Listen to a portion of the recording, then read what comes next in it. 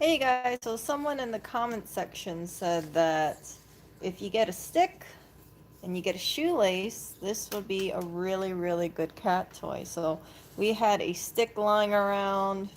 Yeah, we had a stick lying around. The cats used to like to bat this around. And personally, I know this is going to sound kind of strange. I think it's balsa wood, but I might be remembering it wrong.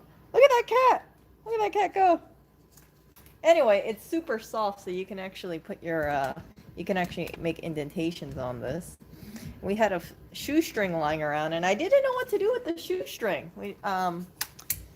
So I was gonna post it for free or maybe use it around the house, and because we had the stick lying around, plus the shoestring, well, this turned into a cat toy. Come on.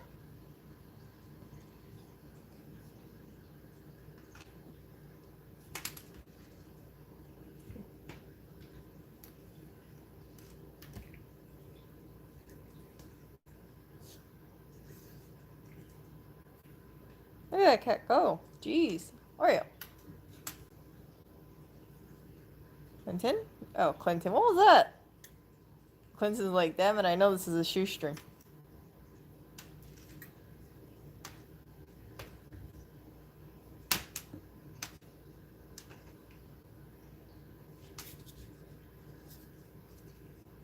Come on.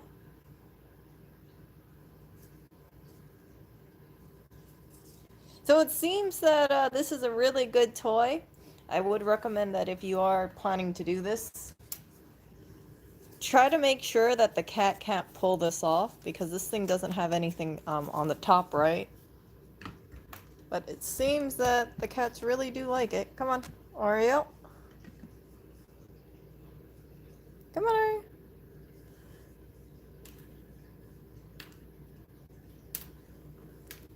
Whoa.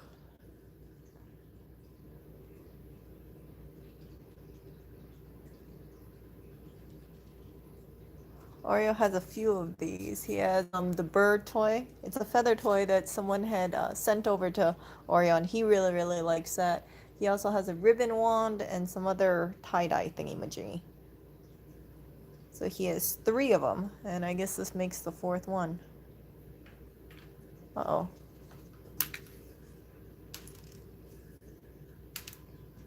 He's the most interactive. What? Oreo. And that's what happens when you have string on a stick.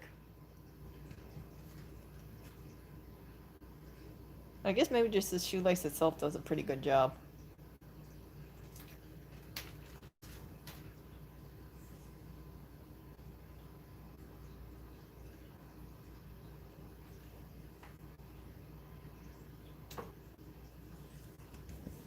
Let's see him. Oreo, are you gonna play with the string?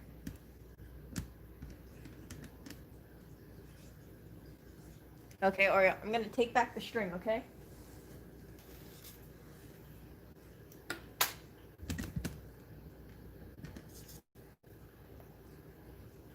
Yeah, I need to have something on the top. Cause it's, or maybe it's cause it's a square, or maybe I need to see some kind of different kind of knot on here.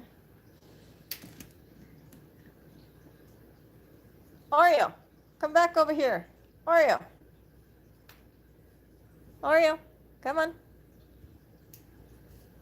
Oreo, come here. Oreo's just staring.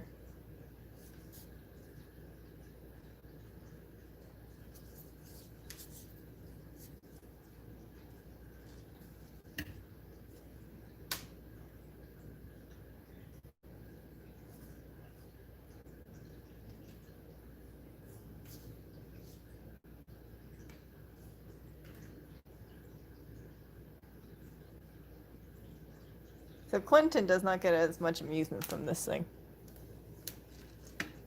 So I think.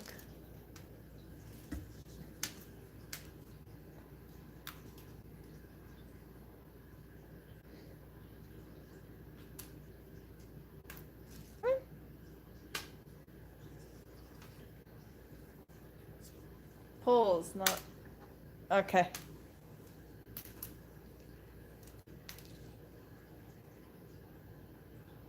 See the knot?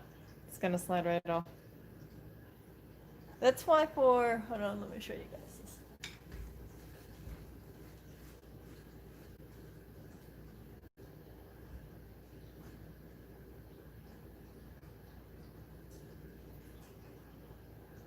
So these are the 3 toys that the cats really like playing with. Oreo truly, truly loves the feather toy.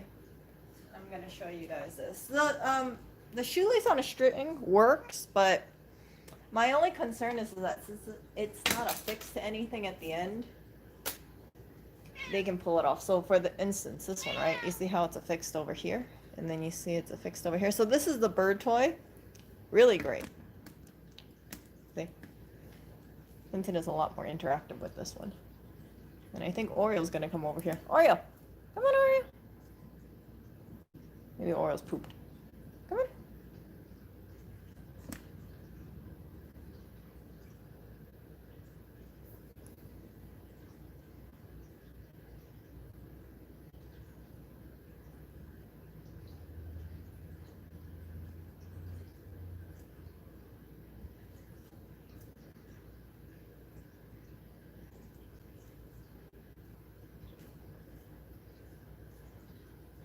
This one I like because it's really nimble, so I can move it.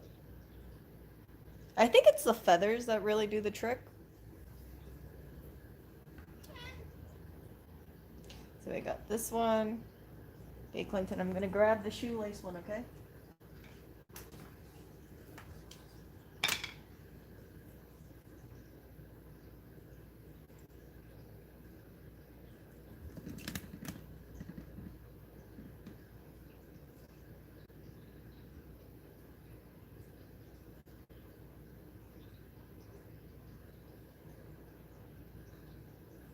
And then we have this one.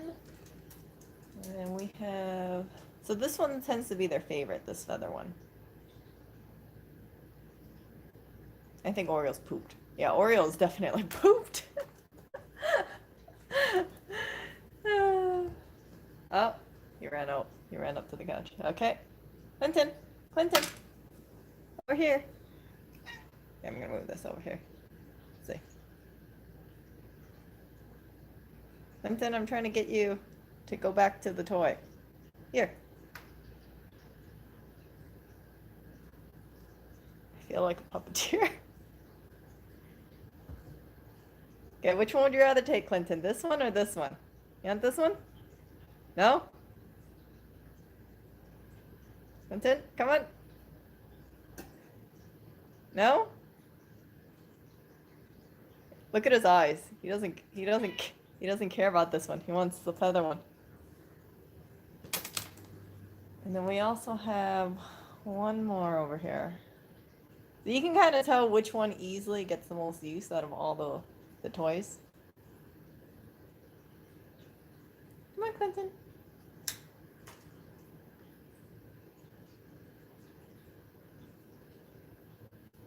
Oh. Come on, come here, come here. Trying to get you in my camera shot, Clinton. Come on. Come on.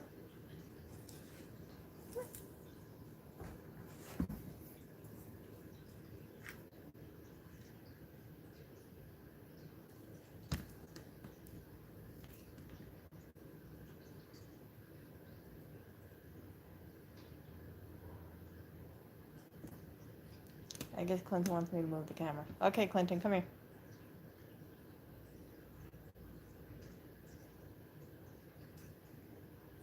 Okay, let's try the rainbow one. See if that makes a difference. Oh, he could care less about the rainbow one. He just wants the feather toy. Come on, Clinton. Clinton, come on. Okay, okay, Clinton. Do you want the rainbow one? Oreo's out of breath. Oreo's mentally participating. Come on, Clinton.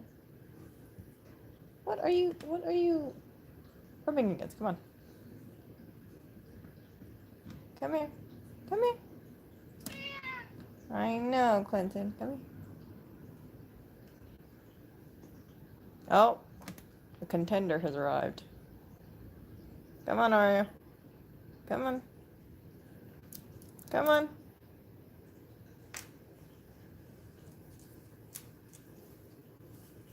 Okay, do you want... Oreo really likes this one. Whoa. So I think that is definitive proof. If you want your cats to be a little bit more energetic, get them this feather toy. It's called the Bird. I'm really thankful that someone had sent this over to the cats. I had no idea how awesome this cat toy was. And see, they actually move up. So you can see the big difference between something like this, which he could care less about, versus the feather toy, versus the shoelace on a stick, versus that other one, that fleece thingy-majiggy. And what's kind of I think the replacement for the feathers, they last a long time unless you have cats that bite it or maul it like this cat does. But the replacements are about the same price as it new, which is kind of, well, I wish it was a little cheaper. They do sell generic ones. Of course, the generic ones, as you can see, this is really just feathers. With a little bit of plastic or glue on the top. Yeah.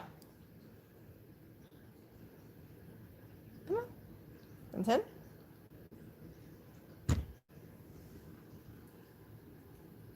Okay. Come on, Oreo. Come on.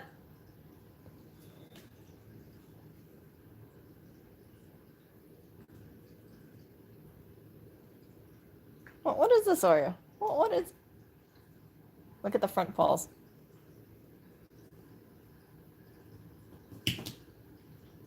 Oh, they were in their laundry hamper. Oreo really puts his all into it.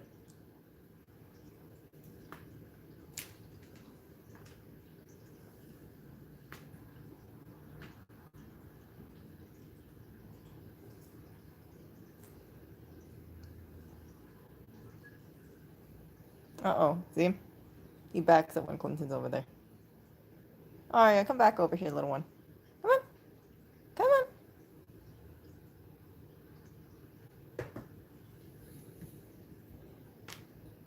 Come on.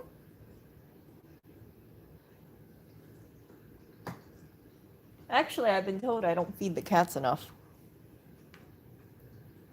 And I'm thinking like, man, they look like they're getting pretty chunky if you ask me.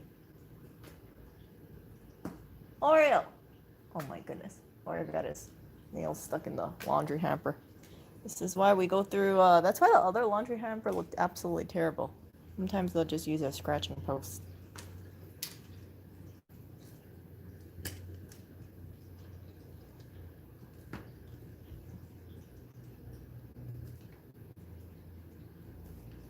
Notice Barry is not participating.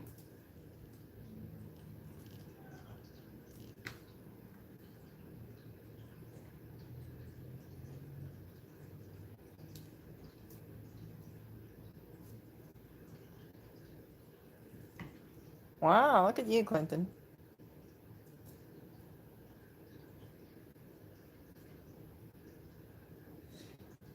So to tell you about the hunting abilities of the cat, Clinton has actually killed a no-see-um. A no-see-um landed on Lewis's arm a few weeks ago, and he swatted it and killed it. And Oreo, well, Oreo can be like 1 foot away from the no-see-um, eye level, and he won't do anything. He'll just look at it. Come on, Oreo. Come on. Come on, handsome.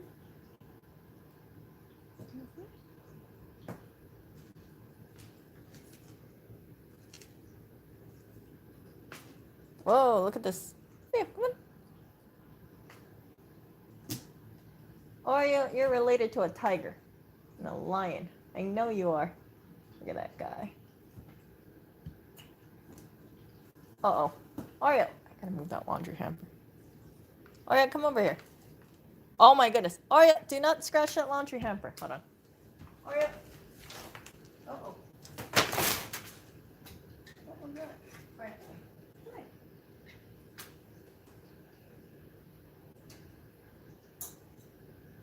Oh, hold up. Oreo, come here.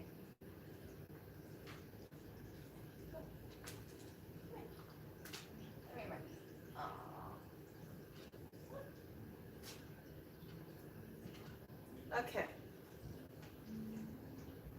Let's bring Oreo closer to the camera. Okay. Oh, and he ran away. Oreo, come over here.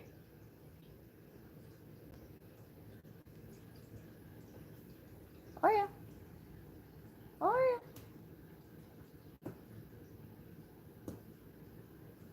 Yep, Oreo's done playing. He's like, I'm done.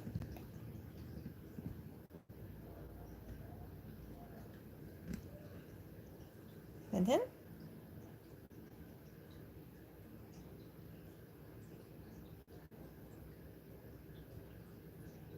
I think Clinton is done playing too. Well, that was a little short play time. And if you guys have cats, I recommend this one. This one seems to be getting a good amount of usage. We had another one and then they absolutely destroyed that one. So, yeah, we have this one, and even though it looks kind of, you can see that this feather used to be much longer and they broke it in half. It gets the job done.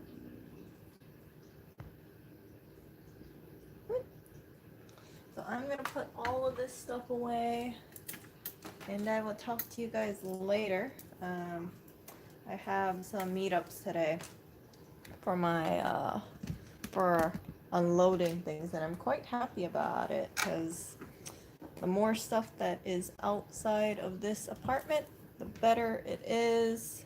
And it is a slow but gradual thing. I think, let's see, 2 things got picked up today, and then 2 more things are getting picked up, and then 1 thing. So total 2 plus 2 plus, so 5 things gone today. And 5 things is better than 0 things. This place is decluttering. I'm really happy about it. And yeah, what are you guys talking about over here?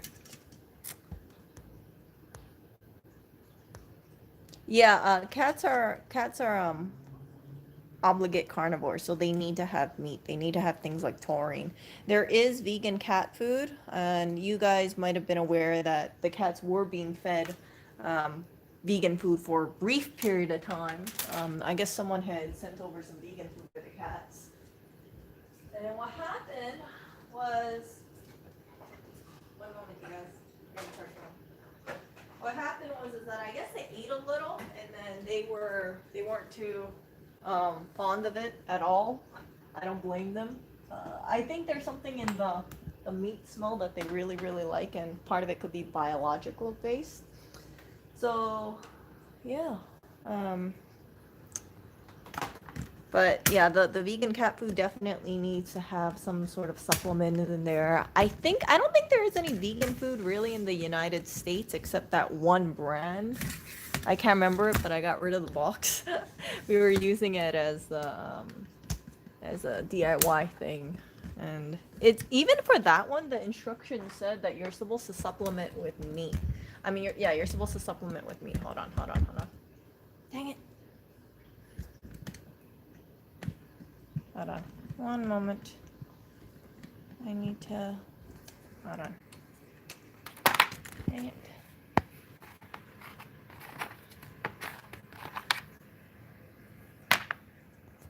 This is what happens when I'm running on a low charge right now.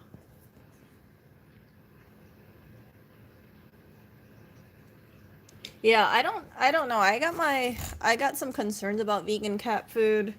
Personally, I have no qualms about feeding cats meat. I think that's their natural diet. But then keep in mind, I am a meat eater. I don't think, and this is just my opinion, I don't think that it is good to try force your ethics upon a cat, especially because the cat doesn't really have a choice. And yeah. How to keep the floor clean. Here's a suggestion: don't have cats. Because this whole floor is just covered in, like, consistently. Even in the bathroom, it's just like there's cat hair floating in the air at all times because these cats shed so much stuff. Hold on. I have to go and do a meetup really quick. So I will put you guys on mute and then I will come right back. Hold on.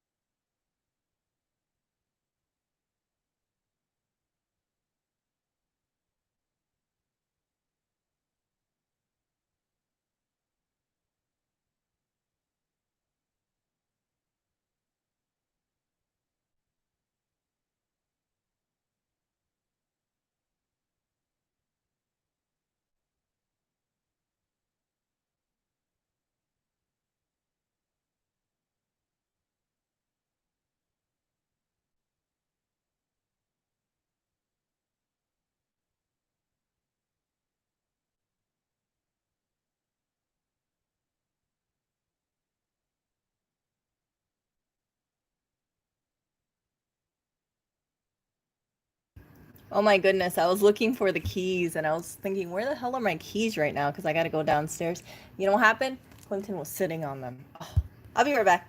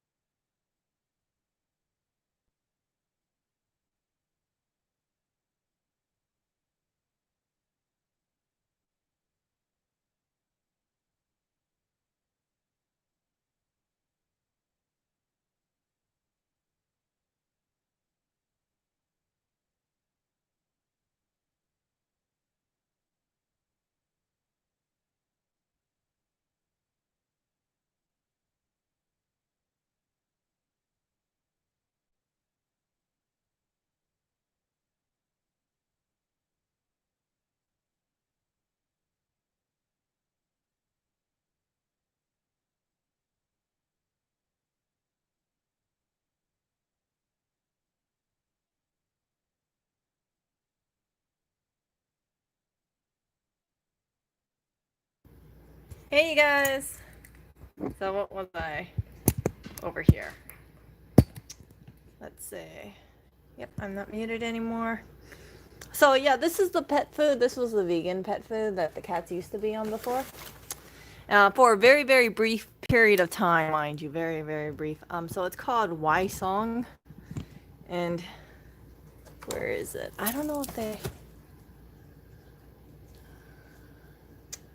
Yeah, so this used to be it, and yeah, it was just, I don't know, like oh yeah, see, you can see it says vegan. So it was vegan cat food. The thing about this is that even though this dry food was vegan, they said you're supposed to add meat to it. So it's not it's kind of weird. Like I don't understand why would you have dry vegan cat food and then put in the instructions that you wanted the owners to put in meat as well. Kind of strange, but they didn't like it, so they ate very, very, very little of it, and afterwards, oh my goodness, all the stuff on the floor. Afterwards, it just went over to waste, and there was like a whole bunch of bags and things like that. My goodness, these cats. These cats are just running around right now.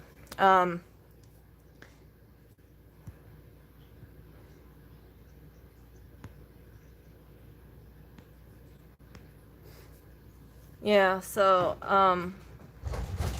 oh my goodness, they just knocked over a bunch of stuff. Clinton. Yeah, someone just knocked right into the chair. Holy crap. Aria, what are you doing running right into the chair? Jeez, hold on. Aria? Aria? Come over here, Aria?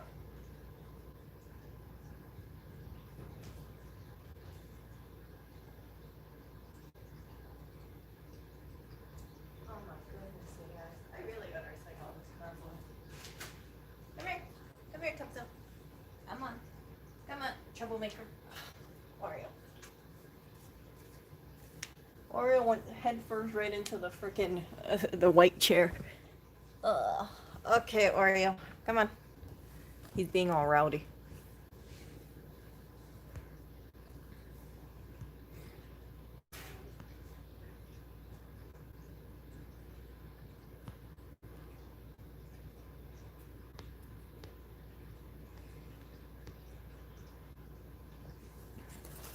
Our address is on the box? Where? This? This isn't our address.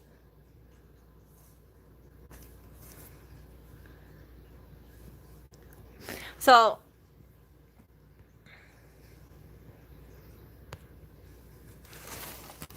anyway. Anyway, yeah, I think that, I don't believe in withholding natural meats for a animal, especially if that's what they would do best on. In the wild, as you guys know, cats will eat things from mice to small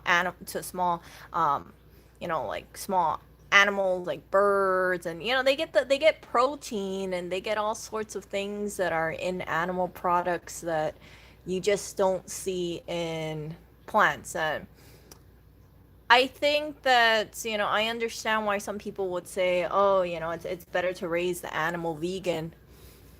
But when it comes to something that I feel is pretty concrete, cats need to have meat in their diet. I really don't want to have a cat become a science experiment or a guinea pig. And as I've said before in this stream, I don't want to push ethics onto an animal that doesn't really have a choice, and a cat cannot say things like, hey, I rather eat this than that. They're just going to eat whatever their owner feeds them. And I remember I saw this one video, and it's on YouTube. This one owner had swore up and down that their dog was vegetarian and they loved eating vegetables. So what the host did is they gave the dog two bowls. One was their favorite vegetables, which included, I think it was like corn and carrots and other, like maybe even beans in there. I can't remember, but it was basically vegetarian. And then the other one was raw meat, When given the choice between the vegetables and the raw meat, the dog instantly went over to the raw meat. And the owner was like, "Oh my goodness, I had no idea that, the dog would run over to the meat." I think that on an instinctual level, animals are drawn to raw meat because that's how they've evolved. And you it's convenient for people to say, well, my animal would prefer to eat vegetables. I don't really think animals truly prefer it if you give them that choice. They would always, my opinion, I think the animal would always just choose the meat-based product. And yeah, um, I don't think Oreo could eat. I don't know. Oreo has a pretty sensitive tummy, as you guys know. He's already on prescription cat food, and so we had to get it from a veterinarian, and it's not something we can buy in stores. Because of that, I don't think Oreo would be too happy on a non-prescription food diet. This food has the proteins. This is a hydrolyzed protein, if I remember correctly. And the way that it's different from regular cat food is that the proteins are broken down into smaller pieces. I know it's hard for me to understand this, but it's broken down into smaller pieces so it's easier for the cat to digest. And Oreo has some digestion issues. He has a sensitive tummy. We put him through grain-free food. He was on different brands. He was on wellness for a very long time, which was grain-free. He was on other brands as well, and he always had tummy issues until we put him on this. He still has some poop issues. The sheets can verify that, but it's a lot less than before. I had to change the sheets yesterday because Oreo decided to use the sheets as toilet paper. But overall, I'm very happy with this food switch. And this one, let me show you guys the ingredients. The first thing in here, can you guys see that? The first thing in there is hydrolyzed chicken liver, then water, then cornstarch. It doesn't sound very appetizing. Believe me, he'd rather be on his regular cat food and his dry food than this stuff. Soybean oil, not the healthiest stuff. At least it doesn't look very healthy to me. Cornstarch and soybean oil. Who knows? But you can see that it has a lot of meat product in here. And then there's also supplements as well. My concern is like if you took away the main ingredient, which is chicken liver, and then you replaced it with, let's say, something plant-based, I don't know how Oreo would react. And at this point, I don't want to put him on something that is outside of prescription food since he's reacting well to this. If he does not react well to it, I will know because he's going to have the runs. And yeah, Oreo having the runs is not a good thing. So this is the food that he's on.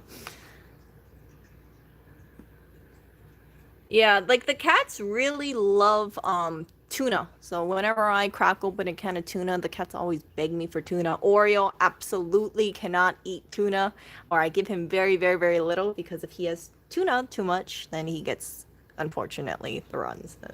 It sucks to be Oreo. Lewis tells me that, it's cruel that I physically pick up Oreo and I'm like, no, Oreo, you can't have any tuna, or I give him the crumbs and that's it. But it's for his health. It really is for his health. And I want him to have a healthy digestive system. A lot of things, a lot of work has been put into trying to make sure Oreo has a healthier digestive system. Some people have told me that look into giving Oreo raw meat and see how that is. There is supplements that you can add in there. You can grind your own, like you can buy chicken liver or chicken hearts and add some kind of powder supplement on there. I don't want to do that, and there's a few reasons why. I'm kind of worried about the freshness of the meat product. Second of all, we could freeze it, but I don't think Lewis wants to see raw meat in the freezer, especially with how much these cats can eat. He's a vegetarian. He's not going to want to see little bloody chicken livers and little bloody chicken hearts and raw meat pieces strewn about, or me putting it through a meat grinder or something like that. You get what I'm saying. So I need to be mindful to him. And having the cats on this prescription food, it works. It smells like meat. It really does smell like meat. And but at least it's better than seeing raw bloody meat. Yeah.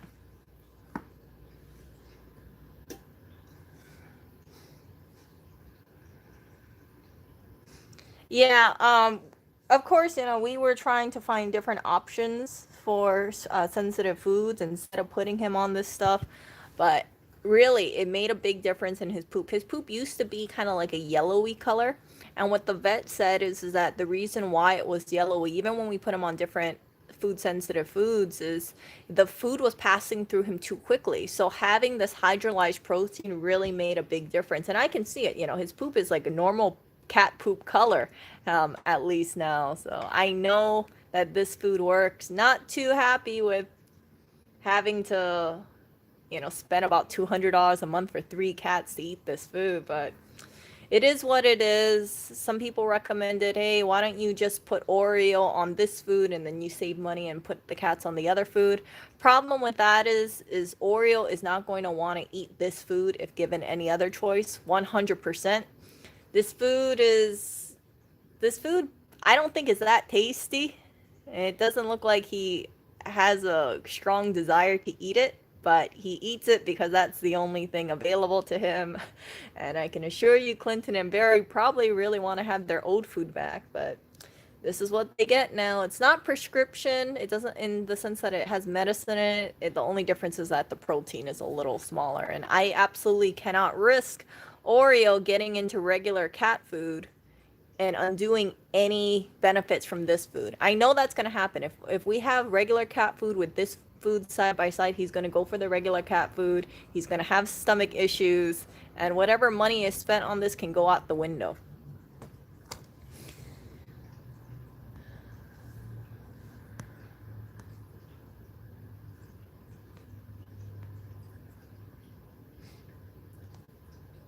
Yeah, I know some people, they say, I think they either freeze it or they refrigerate it. The price of raw food is so expensive, you guys. I know in Brooklyn they have a place where they prepare raw meat for the cats, but geez, it's freaking expensive. For like a small little portion, it's $10, and I know the argument is, well, they eat a lot less meat if they're on raw and their poops are nicer or something like that, or it doesn't stink. It's just too much prep work, and it's just too much prep work, and I need to source all those animal parts around where we live. Yeah, I might be able to get chicken livers or chicken hearts every once in a while, but it's not like a strong demand. I don't want to go out to some sort of meat market just for chicken hearts or chicken livers and grind that up. And yeah, this is much easier.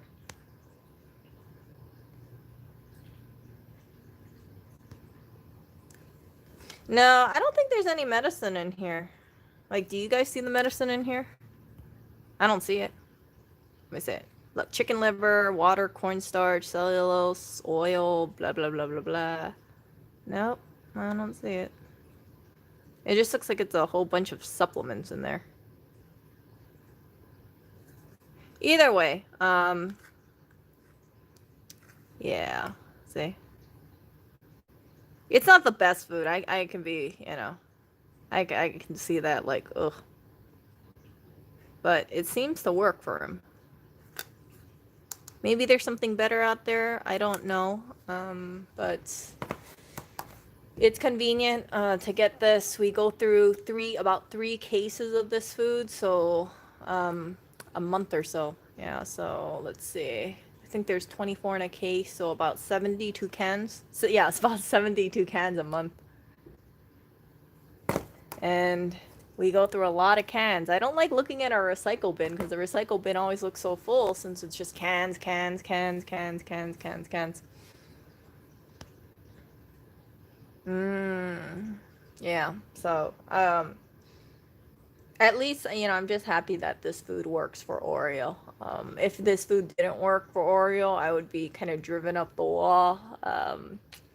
And it kind of, like I said, it sucks that he has to be on prescription food, because it's more pricey, but that's one of the things about cat ownership, right? You don't know if you're gonna have a cat that seems like he has perfectly healthy, or if it somehow has food allergies. From what I was hearing, Oreo has always had some kind of stool issue since Louis got him, but he didn't have the time to look through all these different brands of food, and he just kept Oreo on wellness. And ever since I moved up over here, I made it kind of like a mission. You guys saw, like, it's just going through food after food after food, and then they went through dry food, and then I took out all the dry food, and now he's Oreo. Oh yeah, by the way, Oreo cannot be on this food, dry food, at all. He has stomach issues if he's on the dry food, so he can only be on the wet food. It sucks because I remember, like, we got the dry food, and then when I realized, like, he was still having reactions, because it kind of takes me a while, right, to see, like, is it just because he's trying to um is it just because he has to adjust to it, or is it because the dry food's giving him issues, kind of using it and then pulling it and then trying to experiment to see what is really giving him the issue. So when I realized the dry food was giving him the issue, I I was able to get a refund for the second bag that we got, but I didn't get a refund for the first bag. And I think one bag of the dry food is like $50 or $60 for the dry food. So it gets kind of costly. It gets really costly. It's not even that big of a bag for the dry food. And when, especially if you have 3 cats, right? So, yeah, he's only on 100% wet because that seems like all he can tolerate. I don't know if there's going to be a better food out there. I don't really have an issue with him on this food, so I don't foresee us changing the food anymore. I do know that there is a, like, a different one, not ZD, but there's another one where they have a different kind of protein. I'm a little apprehensive of changing it, but yeah. So he's on this one right now.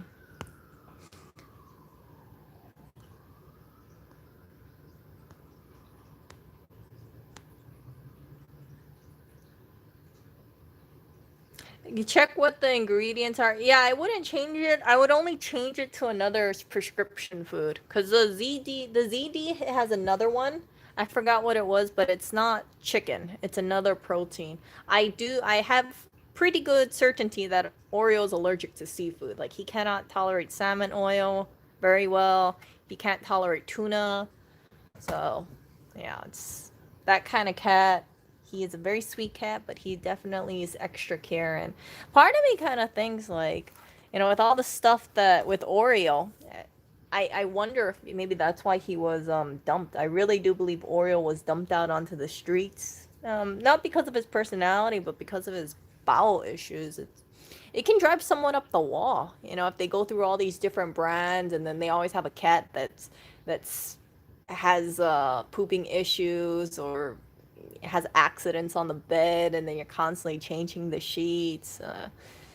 Yeah, but thankfully it got resolved pretty much. I'm still pulling the sheets every so often, but it's not nearly as much as before. Maybe about 3 or 4 times a month, versus before it used to be, I felt like every couple days.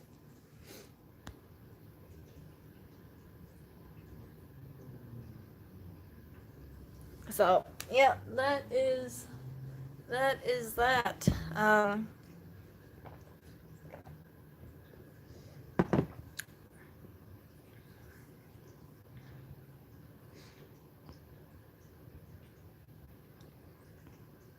And also, in case you guys didn't see my post on the community post, there was someone who was pushed onto a subway, off the subway platform in Brooklyn, and this is, I think it's been like the third time this week that someone got pushed off a subway platform.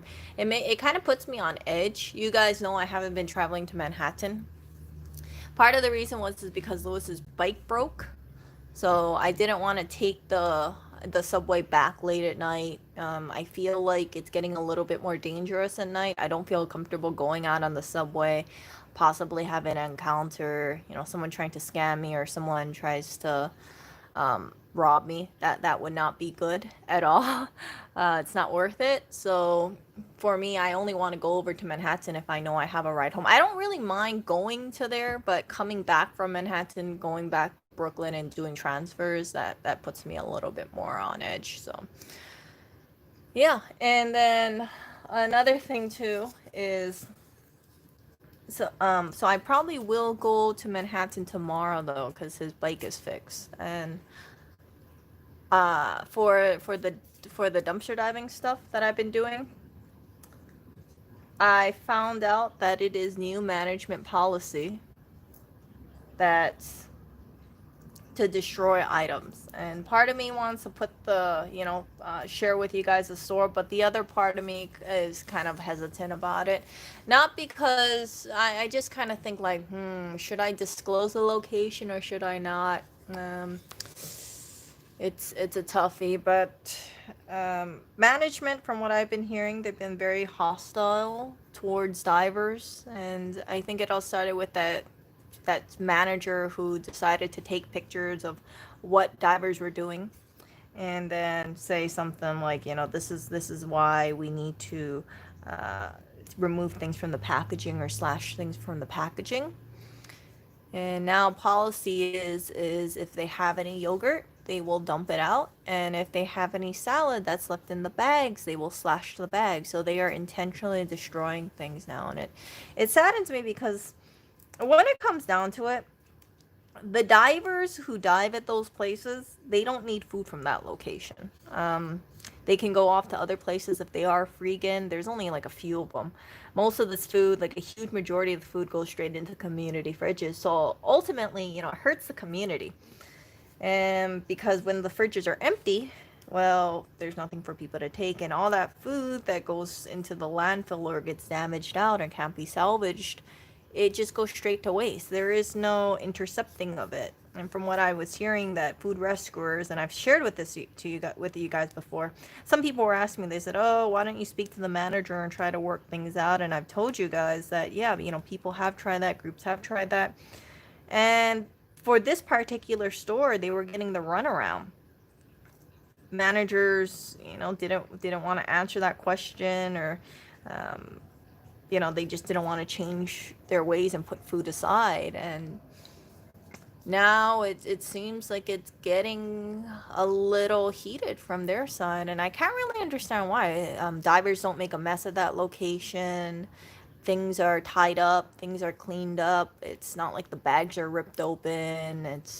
I just think that they have a big problem with the idea of people salvaging food that they can't sell. And when divers are picking this stuff up, it's still cold because we know what time these bags are put out, and we know that when it's picked up, you guys have seen some of my streams, the stuff is still frozen.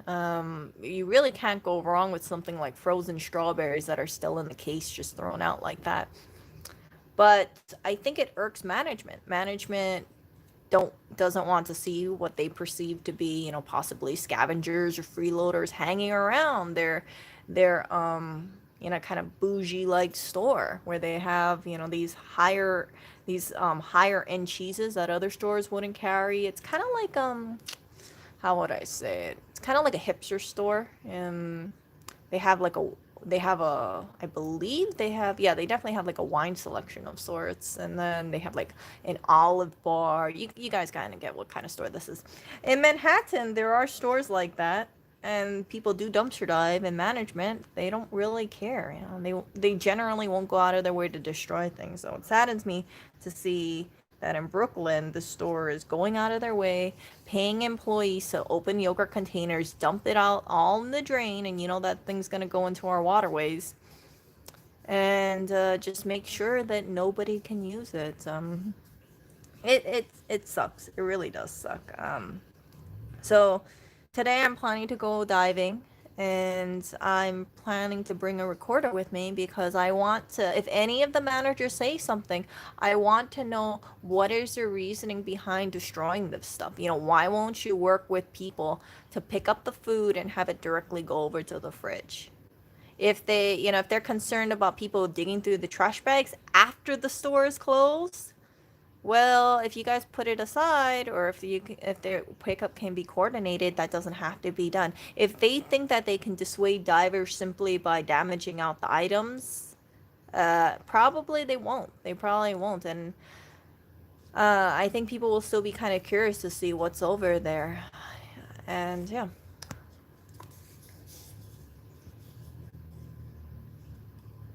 So, anyway, so that kind of blows, and I will see what happens today, and I will see if anything occurs, and I've also shared on my community channel that what I was told from one of a diver is allegedly an employee, I'm assuming a manager, threatened to poison the food, and I'm assuming that means something like throwing bleach on it.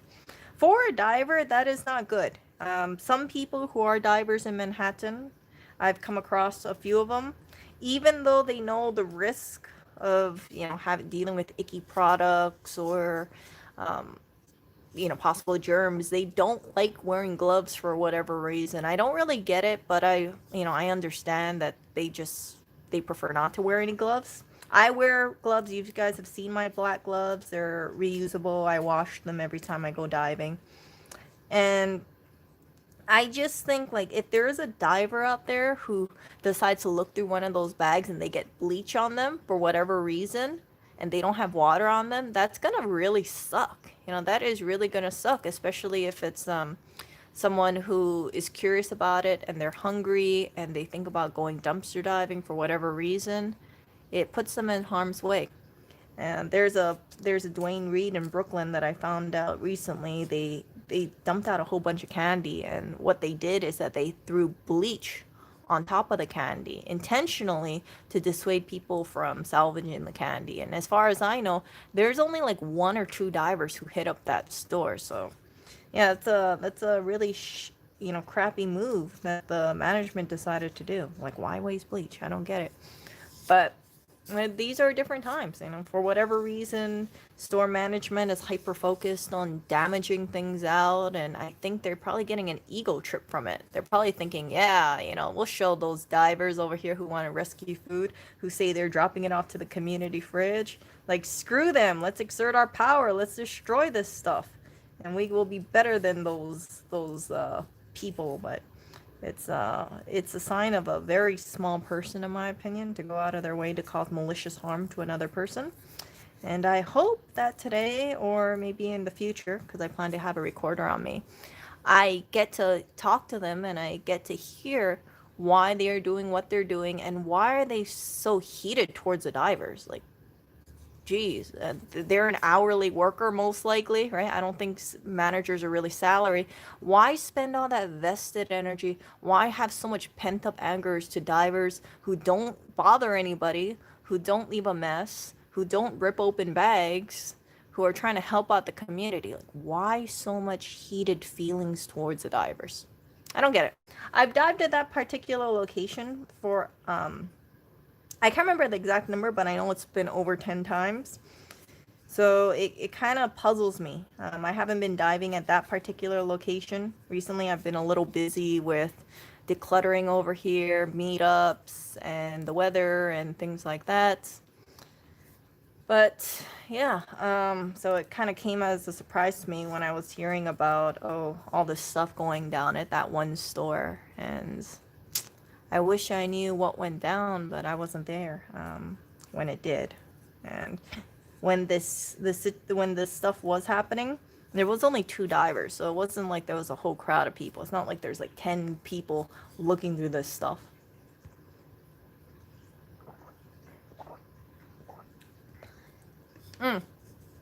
No. Once it goes onto the sidewalk, it's considered public property. So they're relinquishing control.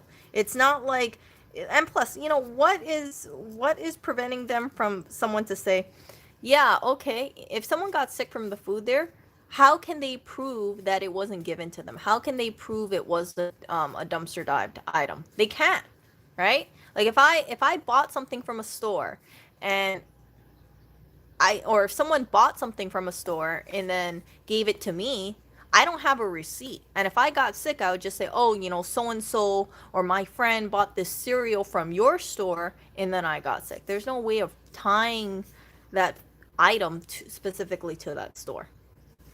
So, no, it wasn't making a big mess. I can assure you of that. I've been there at least 10 times. I've seen what they do, and the number one rule for diving is do not make a mess, because if you make a mess, you're encouraging management to come down hard on divers or damage things out. So 100% sure there was no mess made. And even when I've seen these divers doing this stuff, they open the bags, they look through it, they bring out their headlamps, their flashlights, and then whatever they see, they will take, and then they'll knot up the bag. It's only the group. It's only that the people in the food rescue group that I'm in that dive. It's not anybody else. But I think management seeing that all the stack of food getting taken out from the trash bags, cases of yogurt, um, boxes and boxes of, let's say, cereal or perfectly good things, it probably pisses them off. And they're probably thinking, man, look at these people. They're just going through, throwing through things that we deem as waste, and they're getting it all for free. And I can imagine that it might agitate them to see that. You know, seeing people collect over $200 worth of stuff at one given day.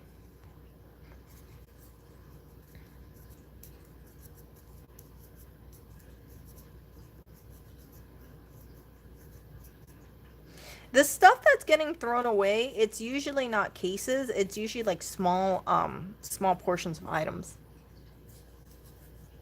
Yeah, that could be it too. So you guys know I did that stream about the Mott Haven community fridge. What happened was is that it was outside of a little bodega, which is a convenience store. The bodega ended up getting new owners, so the new owners told the community fridge people, hey, you got 48 hours to remove this community fridge. And the community was so heated about it. And they were saying, like, hey, we need to keep the fridge here because the fridge provides so much food to people that are poor, or, you know, they're kind of reliant on having access to food, and it kind of offsets hunger in that area. But the bodega owners didn't care. So what these people did is they made a petition, like something like stop the eviction of the Mont Haven fridge. And as much as I understand how important that community fridge is, I also think that those convenience owners had every right to try to ask for the removal of the fridge, because if people are dropping off, let's say, fresh produce into that fridge, it can be cutting into the sales of the convenience store, right? If the convenience store sells, let's say, bananas, and then that fridge is also stocked with bananas, people are going to be inclined to check out the community fridge for produce first before going into the bodega. So from a business standpoint, I completely understand why they wanted to get rid of it. Now, for this location, I don't see it that way because most people don't know that this stuff was coming from that specific place. And then if the stuff that was getting collected, it was things that were soon to be they had to pull it from the store shelf. So sell by date, best by date is not indicator of food safety. You can look that up on the FDA, or I think it was FDA, or like agriculture website. If you don't believe me about that, it's just indicator of taste. And yeah, I've spoken to vegans. I've tried the yogurt myself. I have never gotten sick off the yogurt. And yeah, I think that the management just got pissed off seeing people grab stuff for free in the trash. So that's what they did. And personally, I used to shop at that place a lot. I used to really, really like that place. Some of the streams that you've seen me showing our grocery hauls was actually from that place.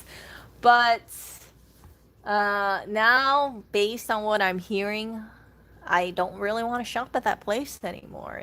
I think that they could have handled the situation differently, even if they did not want to give the food out to divers. Hearing that they're being so, quote, very hostile to divers, it doesn't sit well with me at all. And then also hearing allegedly from management or an employee that they were threatening to poison the food, putting people in harm's way for their trash, right? What's the point of that? What is really the point of that? I encourage people in the group to share it, and then also tell people, you know, what was going on, and then I don't mind sharing that kind of thing. But I haven't seen anything yet. Maybe they don't want to put the place on blast, and I do not want to put the place on blast um, by myself. Um, that's just me personally. I rather have a whole bunch of people also behind like a certain thing if they want to bring information to people. But yeah, it absolutely sucks. So, but I'm excited to see for today what happens and seeing if anybody says anything to me. Really, really, really looking forward to me. I told Lewis about it too, and he said, he was shocked when he heard that someone had threatened to poison the food. And it's very obvious that the people who are collecting these food, they're unpaid people. So they're not, we're not getting paid to rescue this food. People have it's not a glamorous thing to look through a trash bag with a headlamp or flashlight and gloves. But people do it because they want to help out the community. They want to reduce food waste.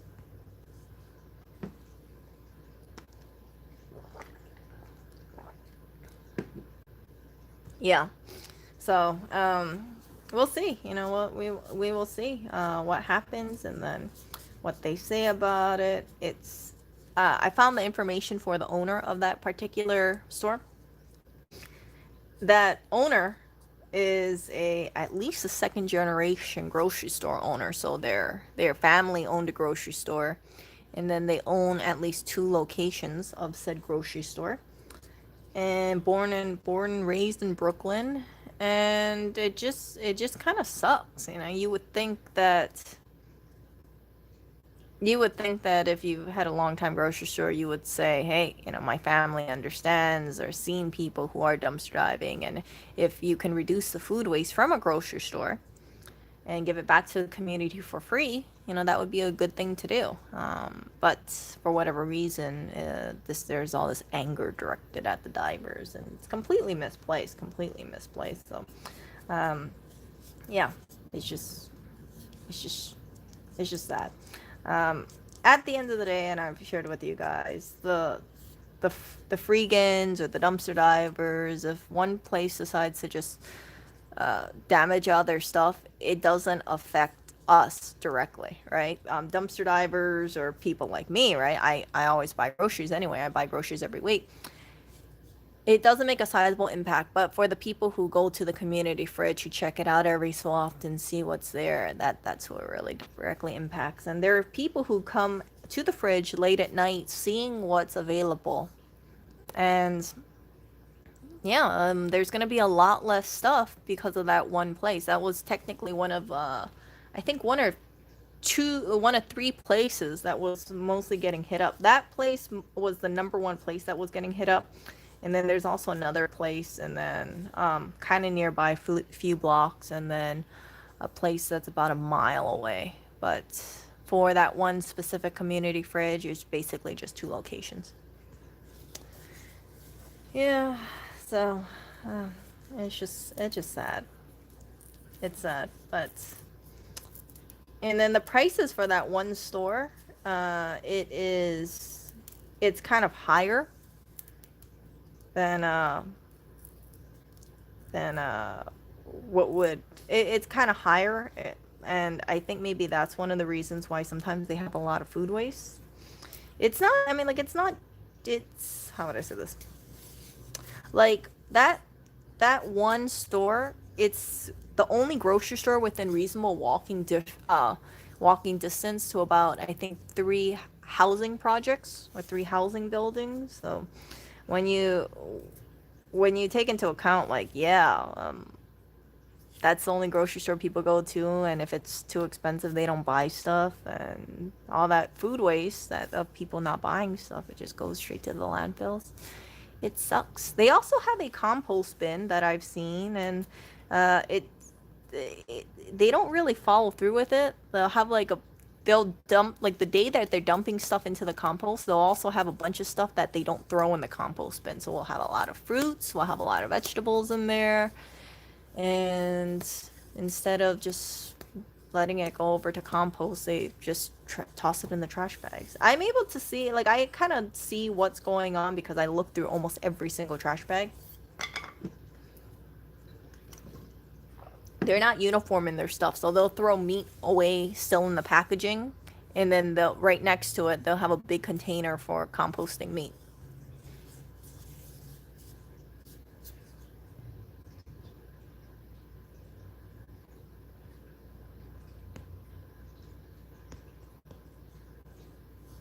Yeah. So, I'm very curious to see how stores are going to be towards dumpster divers moving forward. If things get worse with the economy, you guys know there's going to be more people relying on the community fridge, possibly more people dumpster diving. I shared an article in my community section about people in Venezuela, and because of the inflation and because of poverty and things like that, they some people were relying on dumpster diving for their food needs. And what these stores would do is that they would throw away, vegetables or things that they couldn't sell out in the trash. And you would have people of all sorts of statuses dig through the trash to see what they can salvage, and they'll eat it. Now, I don't think that it will get to that point in New York, but in New York, I'm already seeing that places are willing to to destroy things, threaten to throw bleach on it, or they already are throwing bleach on stuff. They're taking um, more measures to dissuade dumpster divers, and yeah, it just isn't good. It just isn't good. I worry what's going to happen if there's more need for food, and then they're just like the dumpster divers can't really dumpster dive because there's not, these stores are doing everything they can intentionally to make sure nobody can eat it. Like, it doesn't line the pockets of management to destroy this stuff. In fact, they're paying someone hourly to destroy this stuff, to individually open up all the yogurts and dump out all the milk and do this or slash every single bag. It's just, yeah, if they don't want to give it to people freely, at least give it to their employees. But no, it doesn't look like the employees can take it home either. That's how CVS is. CVS doesn't allow people to do that. Oh, so it looks like it is going to be getting on blast, and when the thing is on blast, I will add my post on there and link to it, which is good. This is very, very, very good. And then I'll also, um, I told Lewis about it, and most likely Lewis will share it on his YouTube page as well. He knows that I've been doing this, and he knows that I really enjoy helping out the community and reducing the amount of waste going over to the landfill. And yeah, I believe heavily in the community fridges, especially in times like this.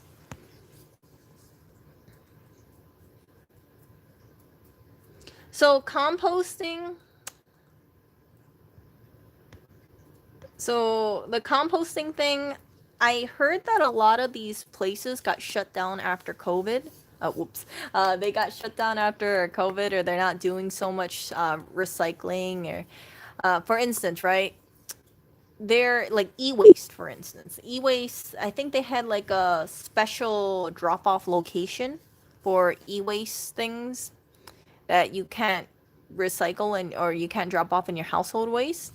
They closed those locations down since 2021, and it's because of their concern about the virus. Now that absolutely sucks, because when you do something like that, all this waste that would have otherwise gotten dropped off or recycled or handled appropriately, it's not. And the same thing going with these compost bin locations. I know some are opened up, but most of them are not. And yeah, it there's just too much fear about the virus going on. I get it, but for frick's sake, at least allow people to drop off hazardous waste material.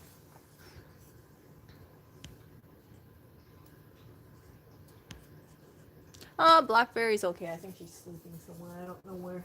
Blackberry. No, she's staring at me. Uh, Yeah, yeah. I try not to say that. I try not to say that word. It always slips out from my mouth every so often.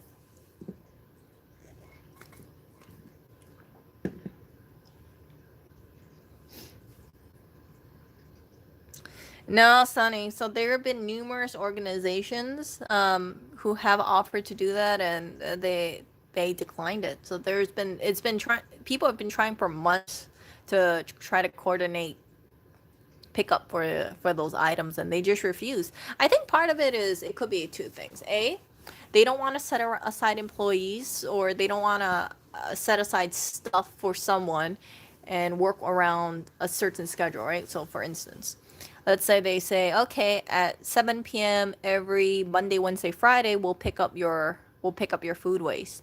Maybe the store doesn't want to bother with that, or maybe they don't want to give out things for free because they could be thinking, yeah, we hear what you're saying, but if we can't make money off of this, we don't want anybody else consuming this, and it just looks terrible if we're giving things away for free. So we rather have it go straight into the landfill or straight into the dumps, into the oceans instead.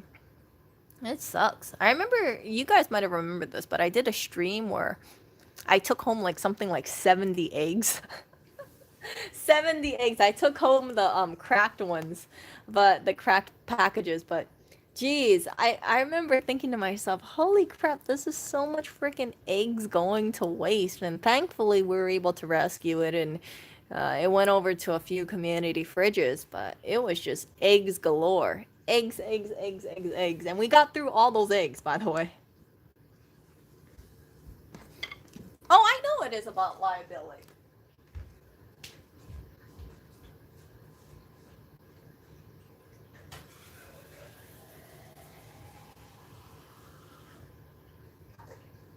But here's the other thing too. If you are a group and you are a nonprofit, and I don't know if I honestly don't know if any nonprofits approach them, but I do know that several volunteer community groups did. And you're offering to take this stuff away, then you would be shielded from liability.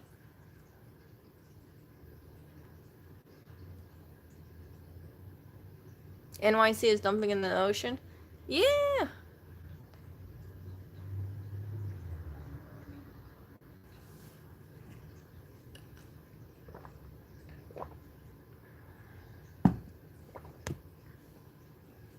So, Sonny, what these people were offering to do was coordinate the pickup of this stuff, so that way there wouldn't be anybody over there. The only people who were diving at that one specific store was part of the rescue group. It wasn't any homeless people. It was just 1 to 3 people at any given time. Most of the time, it was just 2 people. Now, if you want to see homeless, or if you want to see a whole bunch of people congregate around dumpsters, go over to Manhattan. There are several big grocery stores over there where they dump out, like, they have a huge, like, dumpster. They'll have like 3 dumpsters out just full of stuff, and the people will go through it.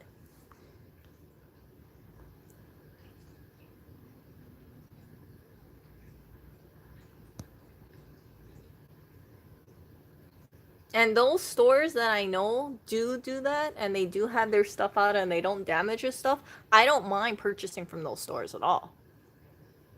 But the stores that do destroy things intentionally, and I know because I do go through there, I did go through those stores' trash bags, I won't buy anything. So the people that I feel that are most, they work with the dumpster divers, or they don't try to be a scumbag and destroy the food. And yeah, I would love to support them.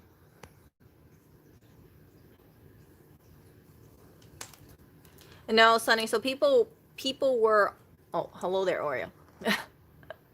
There he is with his cardboard scratching post. People were offering to pick it up.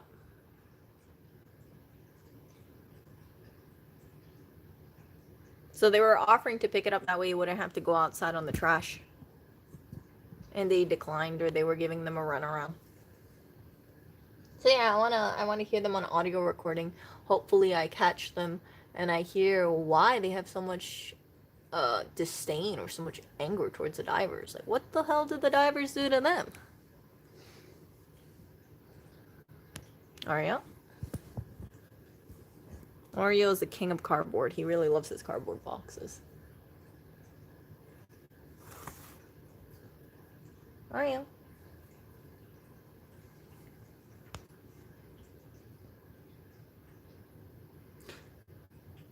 So there is actually enough food being produced to feed everyone, but about 40% of all the food that's produced gets thrown away, and a good chunk of it is due to it doesn't meet quality standards.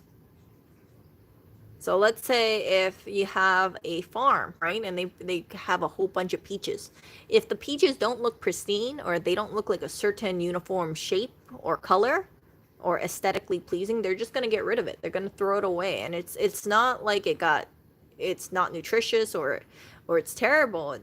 There's just certain uniform standards that they have for fruit. Bananas included. Bananas should be a specific curve. They should be a specific color. They shouldn't, if they're too long, then they gotta go. If they're too short, then they gotta get dumped. If they look kind of, if they're not at this perfect curve, then that also has to get tossed.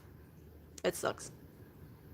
So it's not a corporate office. It's a small time store. It's not like it's a CVS or anything like that. It's not like it's a Safeway.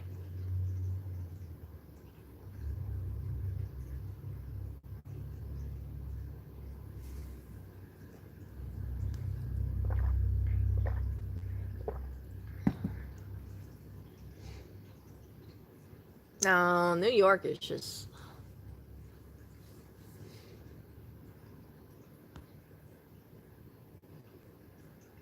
Yeah, I mean, everybody wants to have, like, when you're looking for produce, a lot of people want to get the perfect orange, right? Or the perfect apple. If they don't have the perfect one, or if it has like one little scratch on it, people will be like, I don't want to take it. It has a little bruise on it. That's not how nature produces these fruits. And it just sucks that so much of this stuff, it just gets thrown away. I wish that they would discount the stuff or give it away to consumers for free instead of just tossing it or let their employees take it. But nope, nope, nope, nope. If a store can't make money and they write it off, just better to just toss it for whatever reason.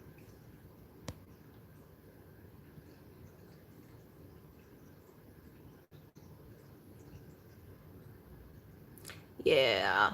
There is different documentaries. There is like Just Eat It. Just Eat It is a really good documentary. Lewis and I watched it, and then he kind of understood why it was, why I believe so strongly in reducing food waste and then also helping out with dumpster diving. Yep.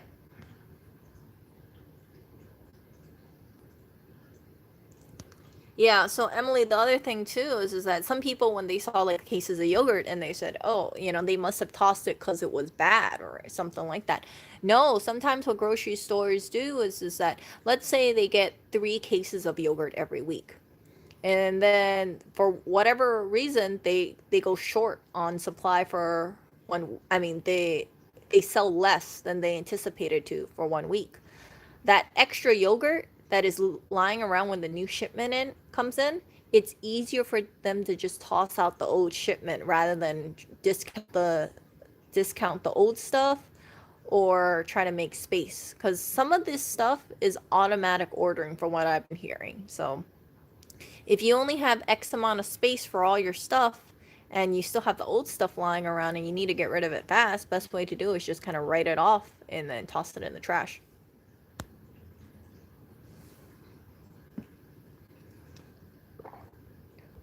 In New York, you don't really see things discounted too much. Why not have things bundled like yogurt and sprinkles? I don't know. It'd be up to management to decide that. Sometimes, like I said, stores they do not want the old product eating into the sales of the new product. So, for instance, if people knew that hey, there was about 30 yogurts that they couldn't sell in 1 week, so then they reduce that to 25% off or 50% off. When people see the 50% off yogurt, if they're anticipating eating it the same day or the next day, they're just going to buy the cheaper yogurt. They're not going to want to buy the full price yogurt. And I understand it because I would do the same thing. If I had a product that I was going to buy and I knew I was going to consume it soon, I wouldn't buy the full price one.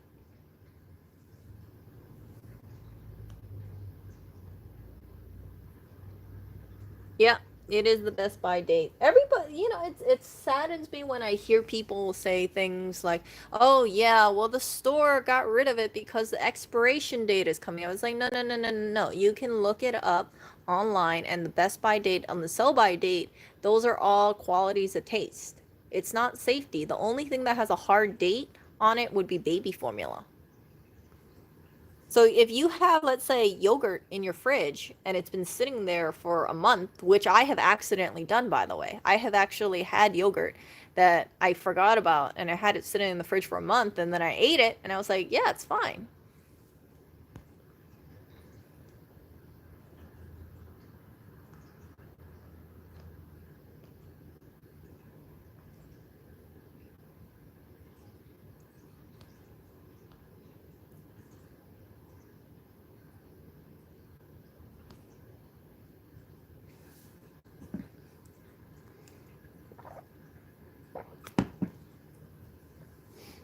Yeah, so sometimes they'll say things like you have to destroy it, but overall it's just toss it.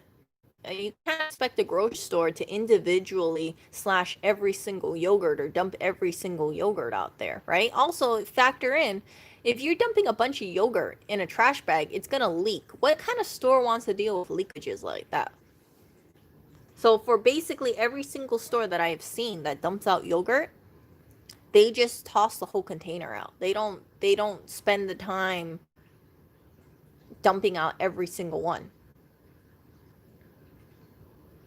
It's not too expensive to donate it if you have people offering to swing by and pick it up.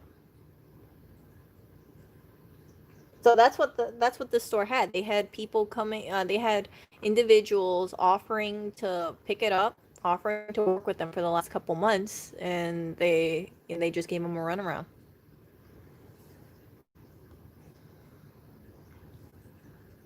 Yeah, yeah. So Lewis told me he wanted to interview or ask the person who said that they heard the an employee or a manager. I'm assuming it's a manager threaten to poison the food, but before anything like that happens, it's best to get this stuff on audio. If you get it on audio, it's a lot better than allegedly, right?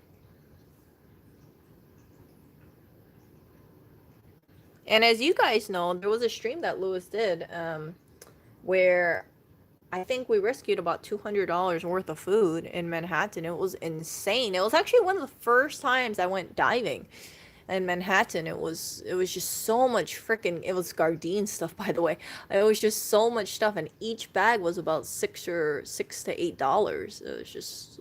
I looked like a freaking bumblebee. I had every single bag that I had on me, which was I think two fresh direct bags plus a huge duffel bag on my back, just full of all this frozen food. Yeah, that was the Gardein Fest. Yep.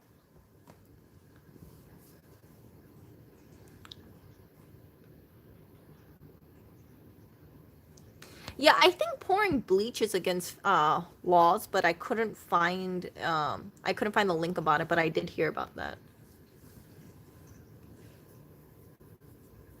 Oreo, you wanna move this way so people can see your pretty face?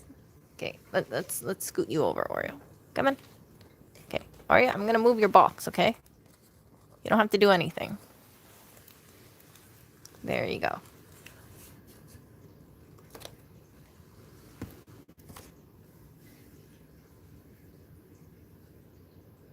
Yeah, I have never seen baby formula inside of the dumpsters now that I think about it. I've seen baby food. I've seen baby snacks, like the Gerber stuff, but I've never seen baby formula. He likes the box, he doesn't like the food. What about meat? Have I seen meat getting tossed? Yep, I've seen it. I've seen them have a bin where they throw meat inside of the bin, But then right next to that, they'll have a whole bunch of packages of meat that they refuse to just dump out into their own meat compost bin of sorts.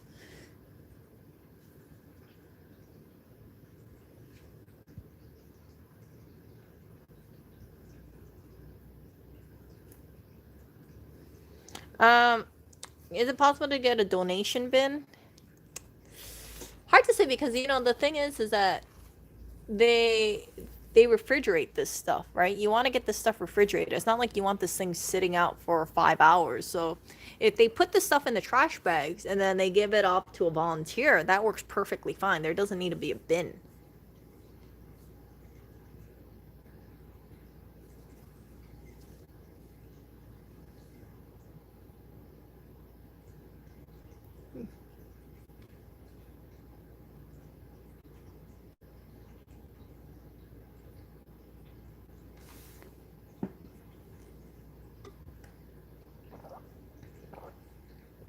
I've seen what was the worst thing that I've seen there?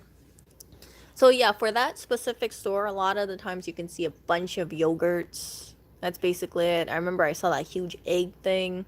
We had a whole bunch of vegan food getting tossed out. These patties that were like $8 each.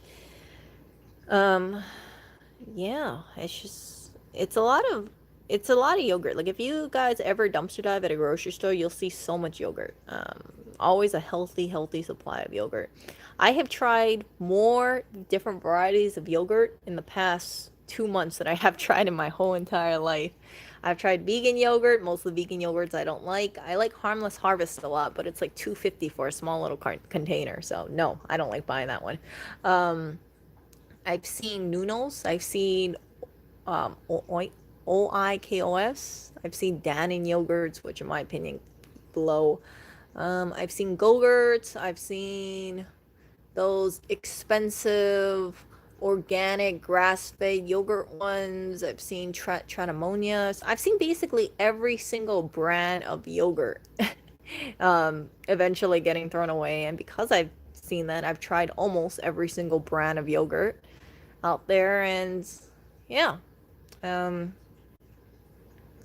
it's definitely been a tasting experience for me, but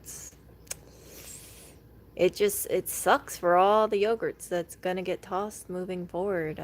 It's a new policy from what I've been told. So we'll see how long they keep it up. Part of me thinks like, oh, are they gonna keep doing that, or are they just gonna get lax after a while? I don't know. Best thing to do, in my opinion, is put heat on the store. That would be my thinking. Say, hey, this store, we've been trying to work with them for a couple months, trying to get this stuff picked up, and they didn't want to do it. So we had volunteers rescuing the food, and then they got aggressively more and more hostile. And finally, they threatened to poison the food, and then they started damaging stuff, taking pictures of volunteers, and they make a they make a decisive action to damage out the food. And ultimately, it hurts the community. And if you are against this, then let blah blah blah store know your thoughts about the matter. And believe me, that store owner is not going to want to hear about it because the other article that's linked to them is how much they love being in the grocery business and would not be good for on a PR standpoint. I'm just saying. Glass jar yogurt. There is Wii OUI. I like that one, and then there's Nunos NOUNOS. So I know a dumpster diver who only likes eating Nunos NOUNOS. I like it. I like it a lot. The glass jar stuff is significantly better than the plastic containers, except for the grass, the whole milk kind of stuff. I like brown cow yogurt. I like Fage yogurt, and yeah. But the glass jar stuff yogurt, you usually can't go wrong with those.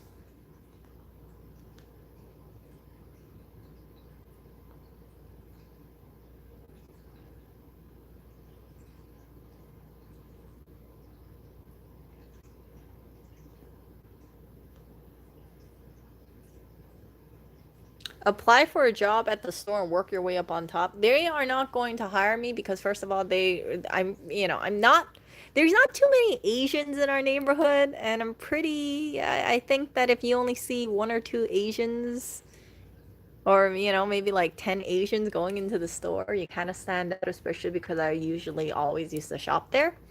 So I'm pretty damn sure they recognize me. And if I go diving over there and then they see me trying to apply for a job, well, I'm probably not going to get the job.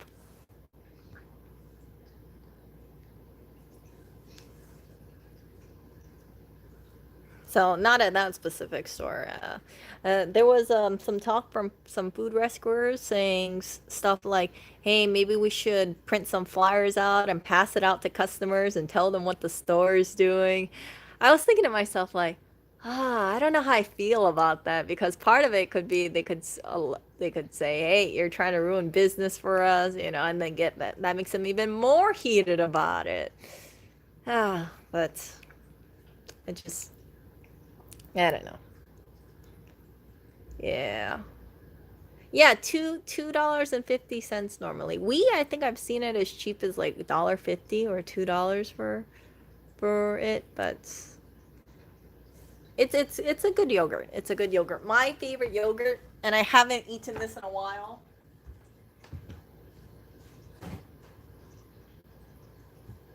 Oh, good. It's still okay. It's still okay. Good. So I'm not kidding you guys. I bought this yogurt and I just forgot about it in the fridge, and I'm still gonna eat it. I don't really care. So this is October 6th, 2020. Yes, we bought it. Yes, I forgot about it in the fridge. I only have two yogurts, but this is my favorite yogurt to have with honey. And then this is the 2% one. So I like the 5% with the honey. They have honey over here. So yeah, this is my favorite one to eat.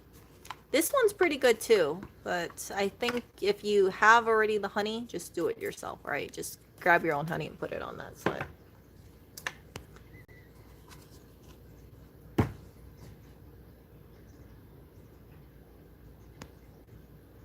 Oh, no, I don't need anything. Thank you, Sunny.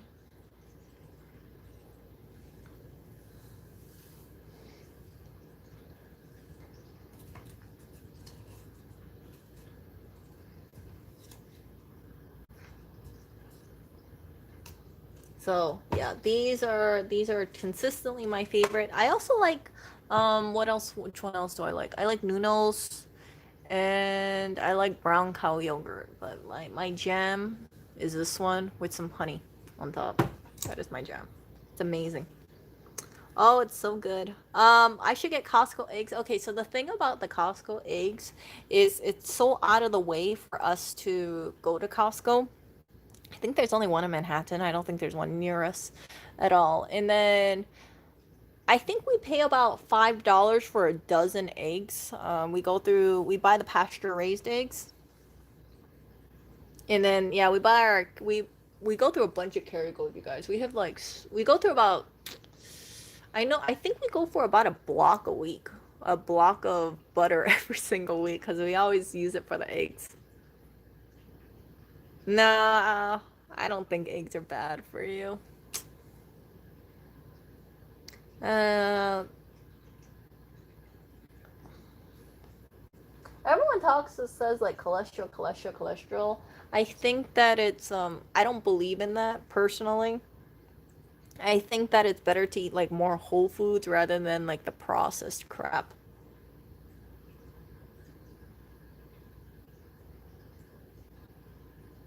And then people are kind of like against fat for whatever reason. I think there's a difference between fat. There's animal fat or fat from eggs or healthy fats like fish oil fats, but and then there's also like vegetable oil fat like deep fried french fry fat. I try not to consume the deep fried french fry crap fat sort of stuff, and I try to eat more whole based foods.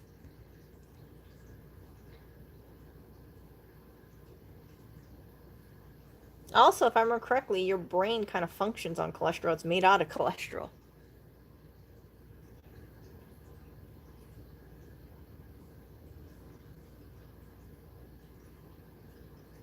I think people with heart disease, it's because they're eating too much deep fried food or they're eating too much processed crap.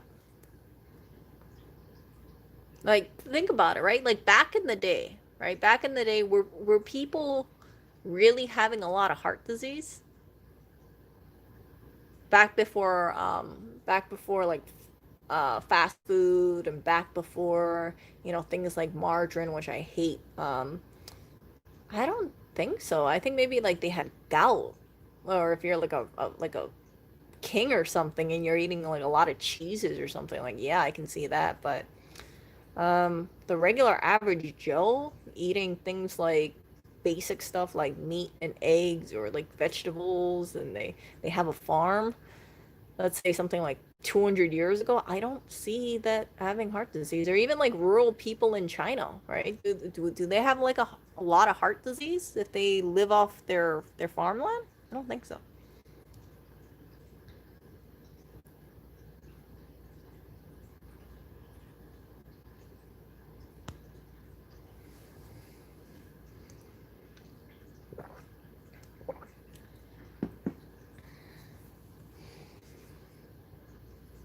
I mean, there's some like small time farmers, right? Things like in the Philippines or in rural areas of, let's say, I don't know, like Turkey or something, right? Like those people, they live off their land. I don't think that there's prevalence of cancers and heart disease out there. Not like America. Like America, we just got so much processed crap going on. And I'm not gonna claim I have a perfect diet because I got cookies and I got Pocky over there, and I see my cookies over there. Oh goodness, I have cookies, shortbread cookies, and Pocky right in my line of vision. But yeah, that's part of the standard American diet. I don't eat too much of that stuff, but I still consume it every once in a while. Maybe daily. But all about moderation. Not too much of this stuff.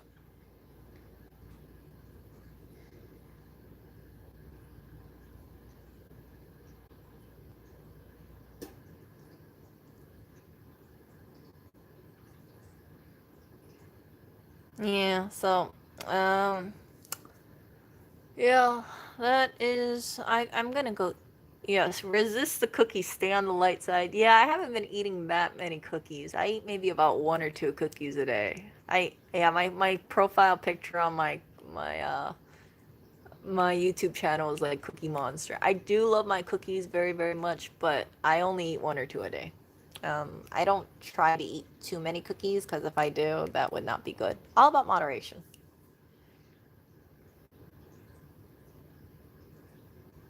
Okay, so what did you learn about the Tiananmen Square massacre? I haven't watched that documentary. Do you know what the name is? I might watch it.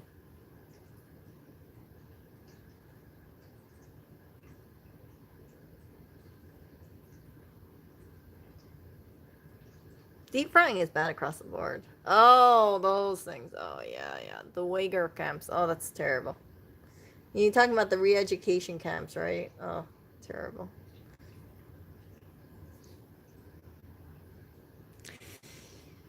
Yeah, I don't know about that. I don't really believe everything China says, to be very frank with you guys.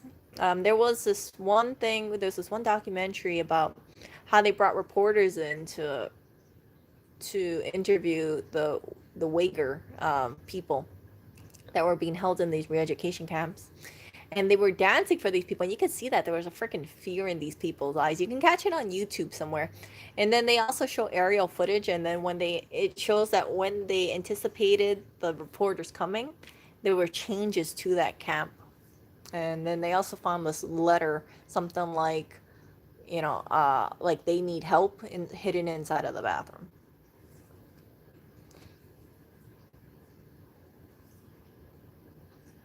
Yeah, organ harvesting is really.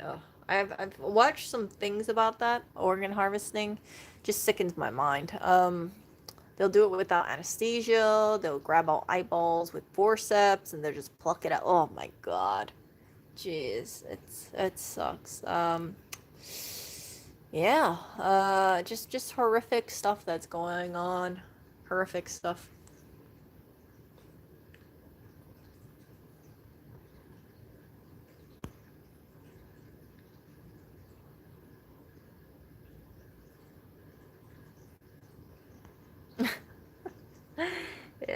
So I'm sure YouTube is gonna not be too happy about what I'm saying because I know YouTube has some, you know, bots that go around and they probably listen to everything that's being said. And if you do not say favorable stuff, then you do not get your views. Um, yeah, they're not really known for human rights in China. They you know, if you're imprisoned, it's not a good thing. Organ harvesting is very real. They make a lot of money. They make more money. Uh, in my opinion, they make more money holding these prisoners and harvesting their organs than they do keeping them alive, right? I mean, in the U.S., they hold these prisoners for what? Many years, and then it costs something like $50,000 or more. I think it was a 30 or 50,000. I can't remember to hold prisoners yearly in the U.S. And in China, what they do is they hold you, and then maybe they hold you for like a year or two, or maybe even less than that, and then they could, you know, off you, and then after they off you, they could harvest your organs and sell the organs for a price premium. Some organs can go for about $30,000 USD, or maybe 200. I think it was something like $200,000 for the whole body. If you take out all like the important parts, eyeballs, spleen, liver, heart, you know, kidney, that kind of stuff, and they make money selling organs. So unlike the U.S., which has a money pit with the prison system, they make a profit. So you can understand why China may not be keen to just house people like in the US and treat them without for a long time without harvesting their organs.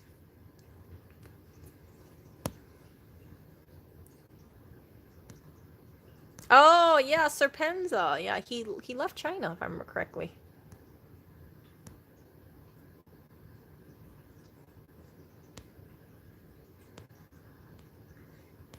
It's okay if the stream is demonetized. It's not like I'm making like big bucks off of this YouTube channel with my what 17 viewers. Be is 16 viewers now. No, I'm not. I'm not.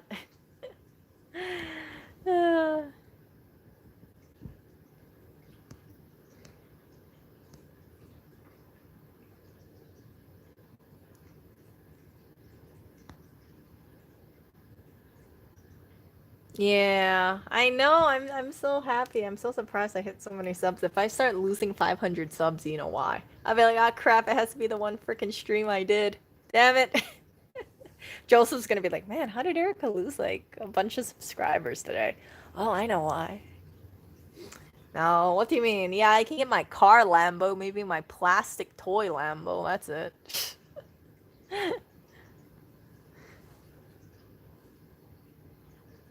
It ain't gonna be a real Lambo. I know I see some YouTubers, they show off their actual Lambo, and yeah, I'm just like, man, look at these people with their expensive cars saying, hey, you know, like they have something like 500,000 subscribers and then they get a Lambo, and I'm like, damn. Damn.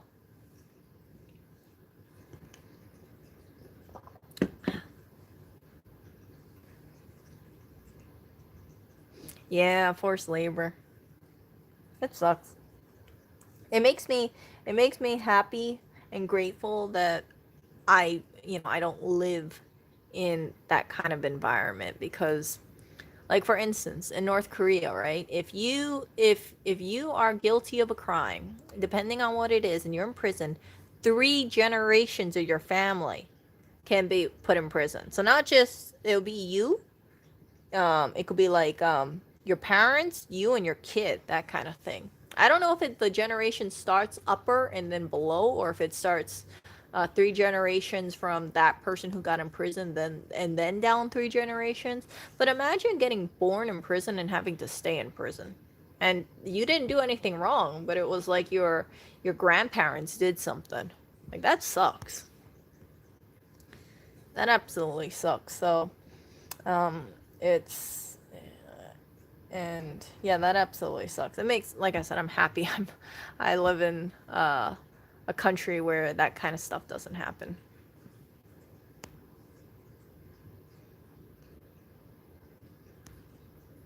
No, no, no. How many subscribers do I need to get a Lambo? I don't think it's how many subscribers. I think it's about how many views your video gets. And my videos don't make that many views. It's not like Sunny makes way more views than I do for sure. And he's definitely closer to getting Lambo money with his YouTube channel than I am. When he releases a video, I think he gets like thousands of views. And for me, when I release a video, which is like every day, I get a couple hundred.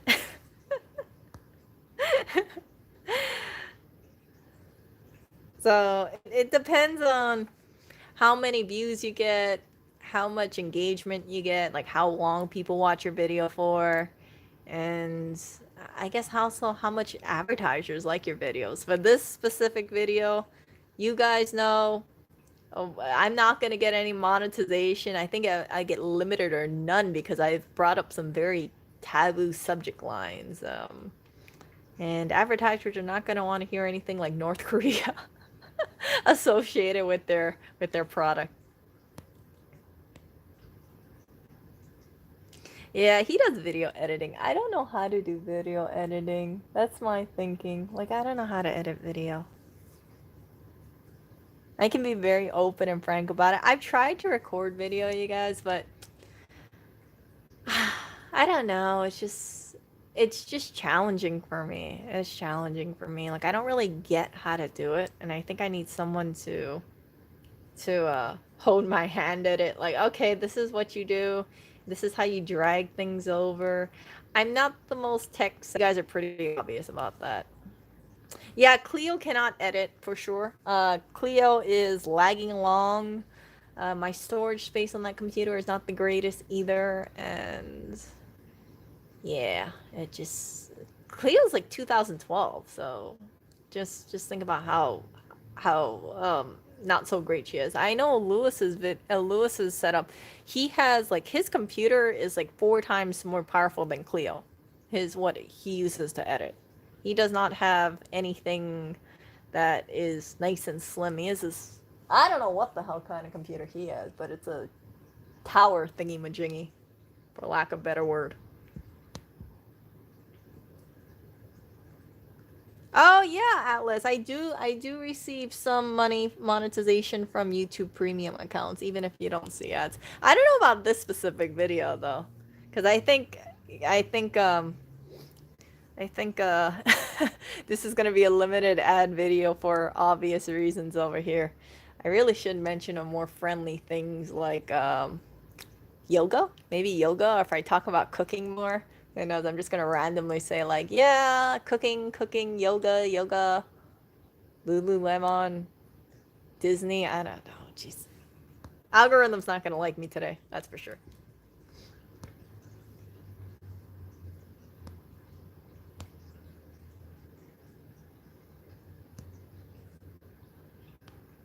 Start a cooking channel? Oh, I don't know about that. I don't know about a cooking channel. People are gonna be like, what? How come mention cookies and sweets? Ah.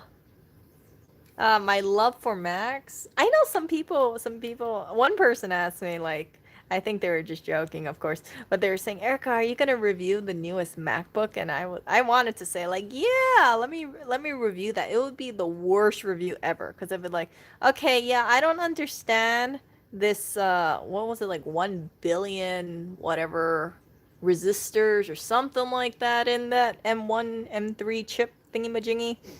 I'm like, I don't understand it because I'm not tech savvy, but it sounds impressive. So if it sounds powerful, then that sounds like it's a good MacBook. And yeah, get it. Get it. I think that people should get a MacBook. I don't know how repairable that thing would be for sure. Ah, thank you, Dora. To offset the ad money, don't spend it on cookies. Okay, I try not to spend it on cookies. I'll spend it on cheesecake instead. Erica jumping forward 8 years. Oh, I know. That would be great. That would be like Erica's Christmas present to herself, which would be the newest, latest, greatest MacBook told to me by an Apple genius. Can you imagine that? Can you imagine how much rage that would be though? Those that have to see the newest MacBook inside of his household. The MacBook that would even be in his MacBook buying guide. He'd be raging. He'd be raging, raging. But no, I wouldn't do that. You know why? Because I don't want to end up with a MacBook that ends up being a brick in case something happens to it. Like, let's say if I spill water on it and then something goes kaput in there. I remember, I think it was Tim who mentioned that, like, I shouldn't get the gold MacBook. I might be remembering it wrong though. The gold MacBook, the nice shiny gold one. Yeah, I kind of wanted to think about.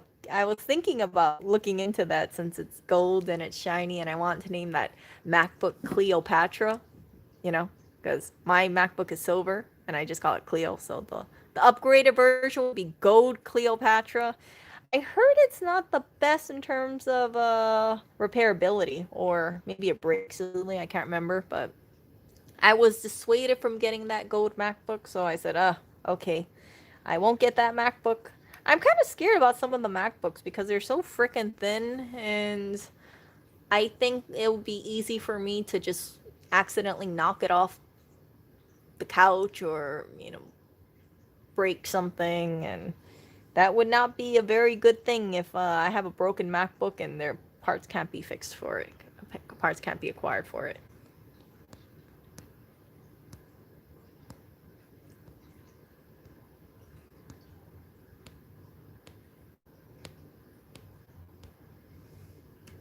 Ah.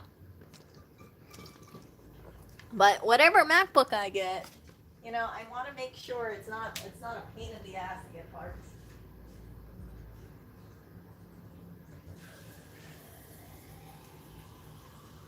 That would absolutely suck though. If I did get a MacBook and then something happened to it and I can't get it repaired because parts.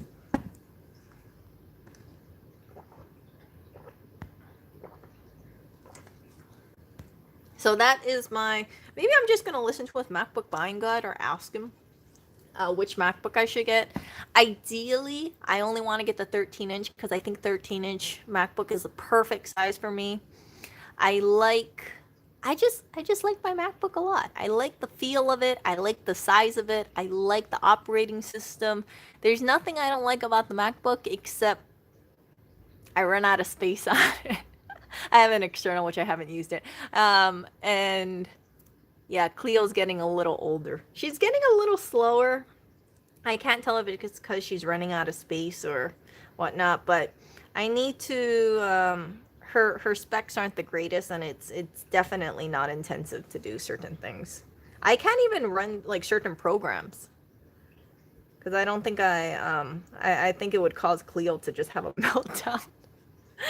An absolute meltdown if I try to do something super intensive on her. But I really do love Cleo. She's been my sidekick for the last, let's see, I got her in July 2012. So she's been my sidekick for over 8 years. And part of me wants to see if she can make it to make it to 10 years, still kicking and alive. But we will see. We will see. I know some parts, they might not be produced anymore. And yeah, some parts might be really hard to get on Clio. I know I've only tried Mac OS. I'm not, like I said, I'm not the most tech savvy person, and I think I'm one of those like Apple users where they use the Apple operating system, and it's easy enough for them to understand. They're like, yeah, okay, I want to keep using this because I don't feel like I'm too. I don't want to deal with things like command prompts and terminals and blah blah blah. I just want it to work. I just want to open a computer and have it work. I want it to be simple to understand. So if I want to do something, even though I might not be as smart as other people, I can get the job done.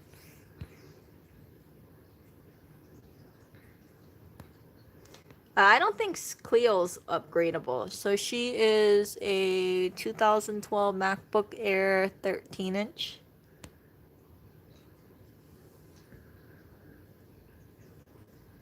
I remember this one YouTuber told me that they do video editing on their phone, and I tried doing it on my phone, and I had absolute headache. I could not understand how the hell they're doing video editing on their phone.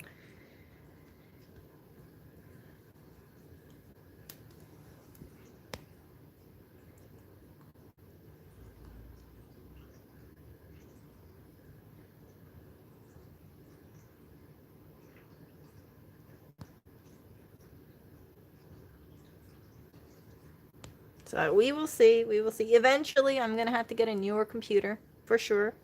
It definitely will be a MacBook. I don't want no ThinkPad. I don't want that thing. I know we got the ThinkPad users over here, but I am always gonna be a big fan of MacBooks. It just works for me. I don't have to think too much about using it, and it's light. It's I like the operating system, and I just like it. Just I know this is gonna sound like Marie Kondoish, but it sparks joy whenever I use it. Like whenever I have my MacBook out and I use it, I could care less that it's a 2012 MacBook Air. I just like typing on the keyboard, and I like the screen, and I like the size, and I like the colors, and it just works for me so well. That's why I've never had a real desire to upgrade my computer. I know some people, they're always upgrading their phones, always upgrading their laptops, but I'm perfectly happy with my little Clio. It's just that if I want to do something more intensive like video editing, she will not be able to handle it. So yeah, I really really like Clio. I hope she lasts us for a very, very, very, very, very long time. I have, oh, and on a side note, I have heard that some people, when they go diving, they find MacBook computers. And I was thinking to myself, how funny would it be if I ever came across a broken MacBook? If I ever came across a broken MacBook, 100%, I would be streaming it. I would be like, oh my goodness, I think I found my newest computer, you guys. Hopefully it works. um, have you? No, I don't have the crashes and beeping that happens anymore. Cleo has taken a few tumbles though, so I know Lewis went ahead and put some little wiring or some kind of jumper thingy majingy on there, and because Cleo's hit the ground a few times, it's getting looser, and he has to redo it. Yeah, I'm not the most careful with my MacBook. She has fallen off the couch. I've accidentally knocked her off the counter a few times. My MacBook has some scratches and little dinges in there, dents in there. Yeah, it's that you can kind of understand why I don't really want to get a super thin MacBook.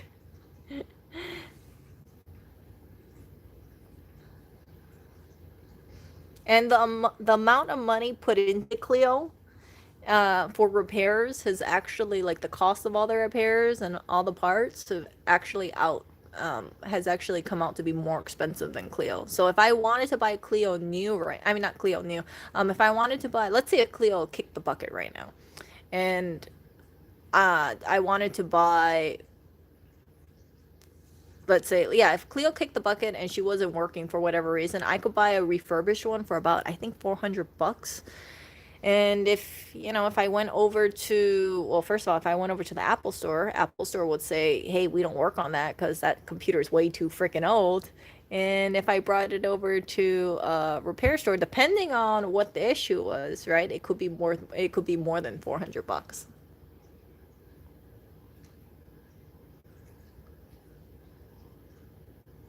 Yep, yep. Oh, he already kind of knows I want to buy a MacBook. He knows that. It's not gonna be the surprise of the century. Oh, if Erica bought a computer, what computer would she like to buy? Starts with an M, ends with a MacBook, and ends with an AcBook. Yeah, for the things that I use a lot, I have this weird thing about naming them if they mean a lot something to me. My car, which is a 2001 Toyota Corolla in Hawaii, I named it Milton, after Milton Bradley. It's like an older car. It has like the fabric interior seats. And when I saw it, like, I know some people will be like, "Oh my gosh, this is a freaking old car that doesn't have any LCD panels or shiny and new." But I thought, man, this car looks like a Milton Bradley. Yeah, I'll name my car Milton. So I have a car named Milton. I have a MacBook named Clio, and then Georgie, the plant that I gave away recently. Yeah, yeah. I'm still a little sad about him, but he's off to a better home.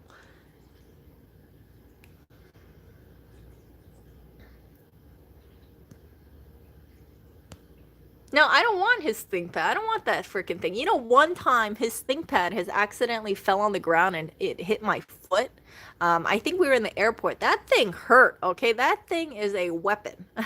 If Cleo fell on my foot, it would hurt. But I think that ThinkPad hurt a little bit more because it was heavier. And yeah, I was thinking to myself, man, this thing, like, I actually got a bruise from his ThinkPad. It was not a good feeling. Oh,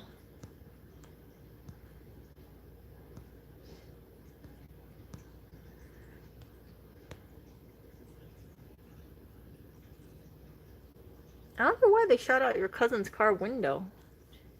Yeah, I don't want that though. You know, one thing about the ThinkPad is just my opinion. Like, I've seen the ThinkPads, and I know some of you guys will be like, "Oh, you know, like it's so cool, it's so great." Look, if I saw a ThinkPad sitting on a table, I would think to myself, "Geez, whose old computer is this?" Like, I see that plastic thick thing that Lewis has. I do not like that computer. It looks bulky and clunky, and it looks like something I would see at the thrift shop for like $15 and nobody wants to buy it.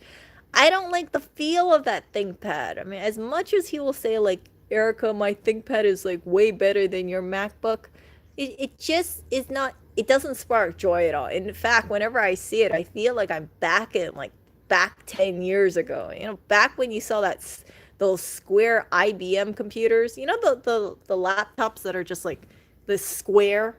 It just, yeah, it just like when the CRT monitors were still around, kind of thing. Like, that's what I think whenever I see those ThinkPads, or at least his ThinkPad. Yeah, it does not spark joy within me. I like being on team aluminum over here.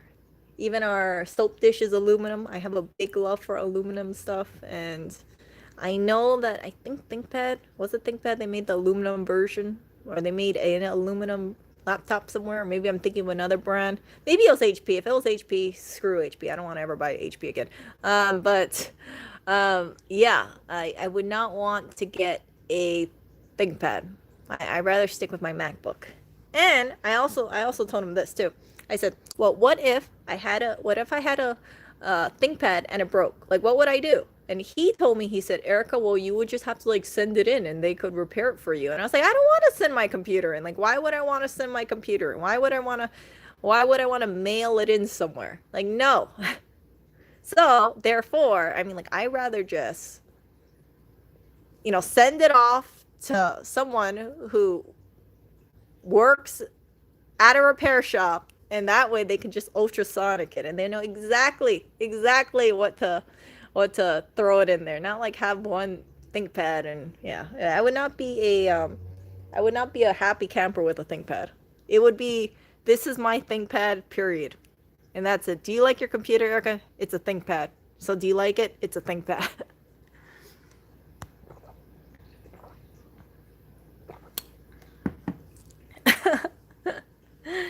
Yeah.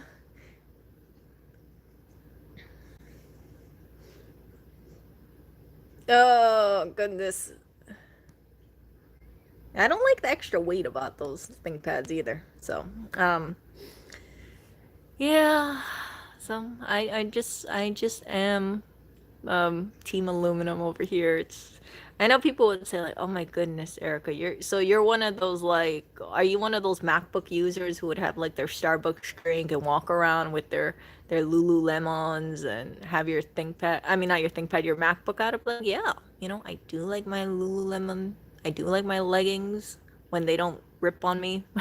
And I do like my Starbucks every once in a blue moon. I haven't had a Starbucks in a real long time, and I do like my MacBook.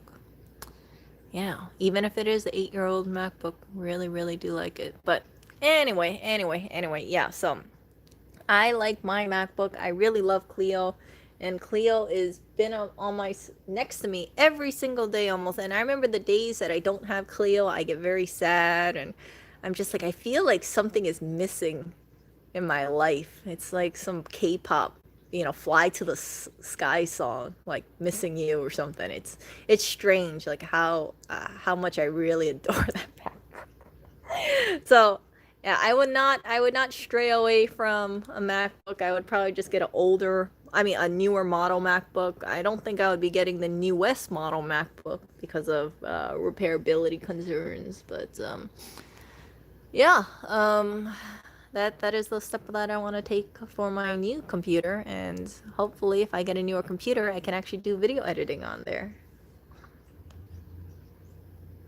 No, wait for yeah. I don't understand the whole Linux thing. I really don't. Like whenever I think about Linux, coming from someone who doesn't really know computers at all, I always think like Linux is like something a programmer would use. I always thought like, man, that sounds super complex or something. It seems like I should be able to do terminals or command prompts like off the top of my head. And yeah, I don't no, I don't know how to do that. It's just I just want a simple, easy to do use MacBook that doesn't look like I'm a complete idiot when it comes to computers.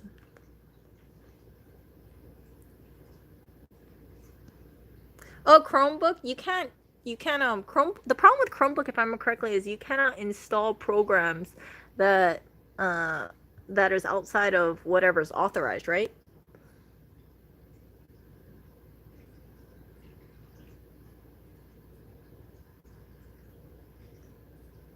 Because there's some programs I would like to download, but I know for a Chrome box, you cannot download programs on a Chrome box. I don't know about Chromebook. If you can put on things like Microsoft Word on there. No, no, no. I use things like Microsoft Excel. I use things like Microsoft Word. I have other programs that I like using too. And then if I want to download something what was it what's it called, that Wonder whatever something, that video editing software. I can't remember the top of my head, but there's like some video editing software that people say are really good.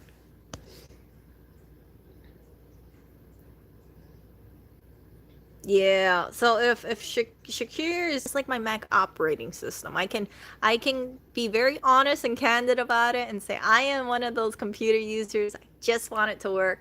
I just want the program to open by itself, and I don't want to have to deal with all these like nitty-gritty stuff.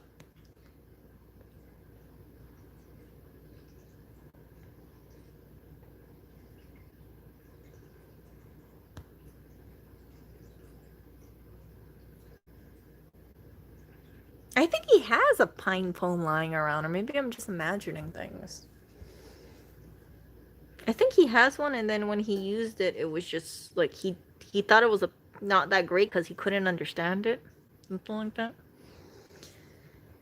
Yeah, so I think he does, but I can't remember. Maybe I'm remembering it wrong.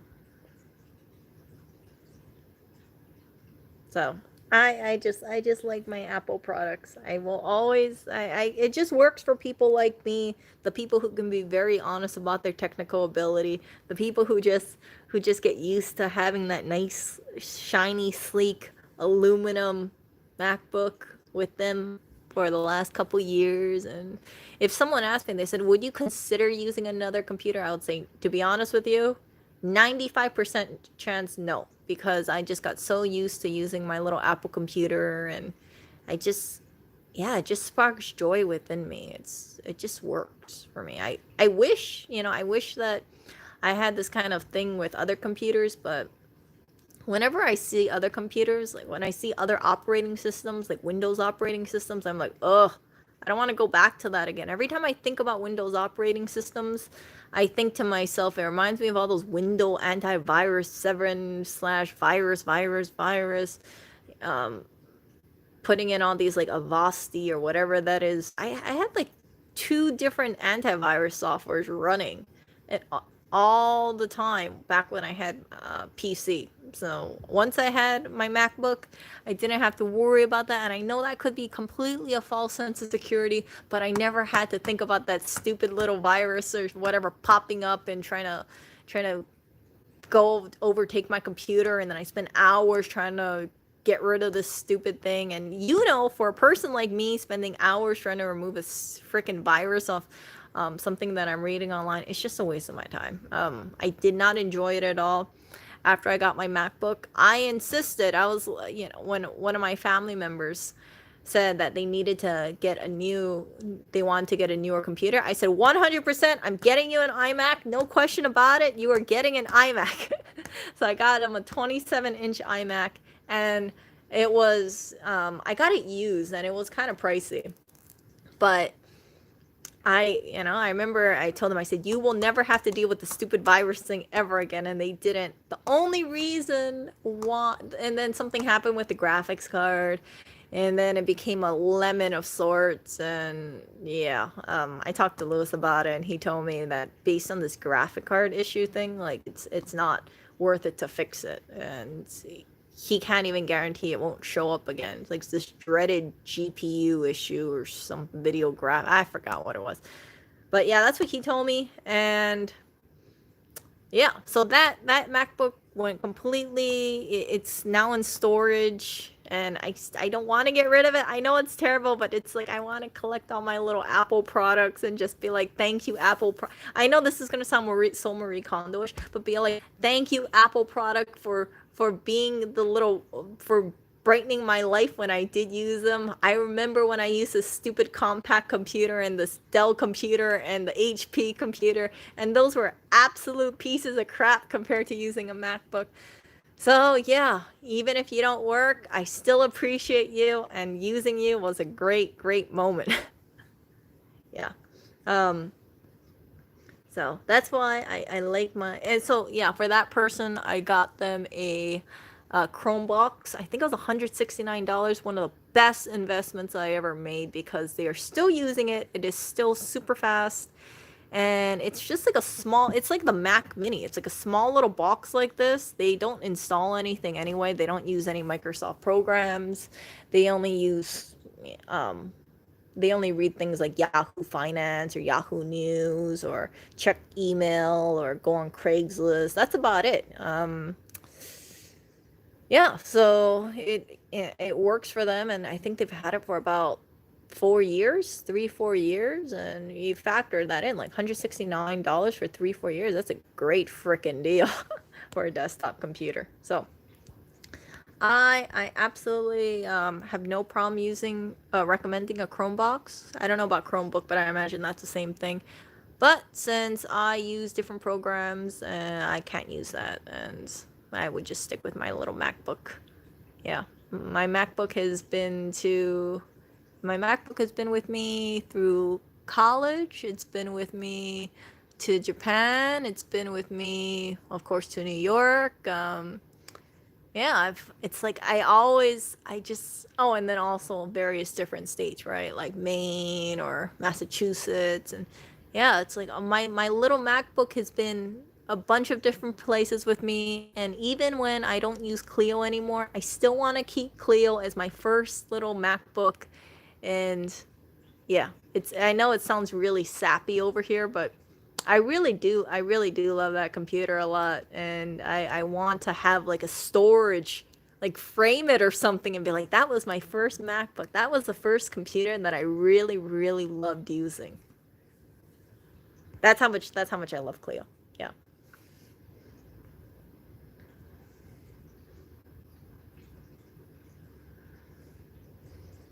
So when you think about how great it's been using Clio, and then I think about like, oh man, going back to like a PC, I'm like, oh, I just think about all these like flashbacks of all those viruses, and how I'm just like, whenever I see another operating system, I'm like, oh gosh, that crap again. Oh, control panel. Oh goodness. Oh geez. Start menu. No. I don't want to go back to there again. So yeah, I just want to stay in the MacBook area. And I'm sure there's other Apple users who are just like me. People who have had terrible PC experiences, and then they move over to the Apple side, and after they move over to the Apple side, they do not want to go back. It's like, nope. The idea of possibly having a computer that is like a PC and it just doesn't have the Mac operating system. I'm like, oh, that's like 3 steps back. Why would I do that to myself? You know, why would I want to have a life where it's like every day I look at that computer and I'm like, frick, I got this control panel again and I got this start menu again and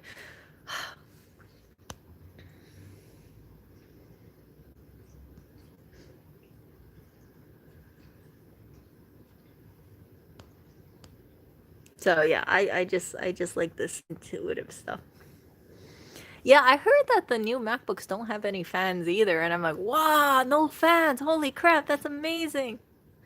So, yeah, so I was looking at some portions of it, and what? Yeah, I think they said it doesn't have any fans. I was like, oh, how does this thing move then? But it kind of worries me because if I don't have a fan, right? Like, is it easy to fix? Like, I don't know if it is. That's why I don't want to get the newest MacBook because unless if I hear that I'm very concerned about the repairability of it because I have a good feeling there's a good chance I'm gonna spill water on it. Something's gonna happen. I'm gonna drop it on the ground, and maybe the laptop screen cracks. I expect it to happen. I don't coddle my laptops that much. Like I don't go out of my way to destroy them, but accidents happen. Life happens.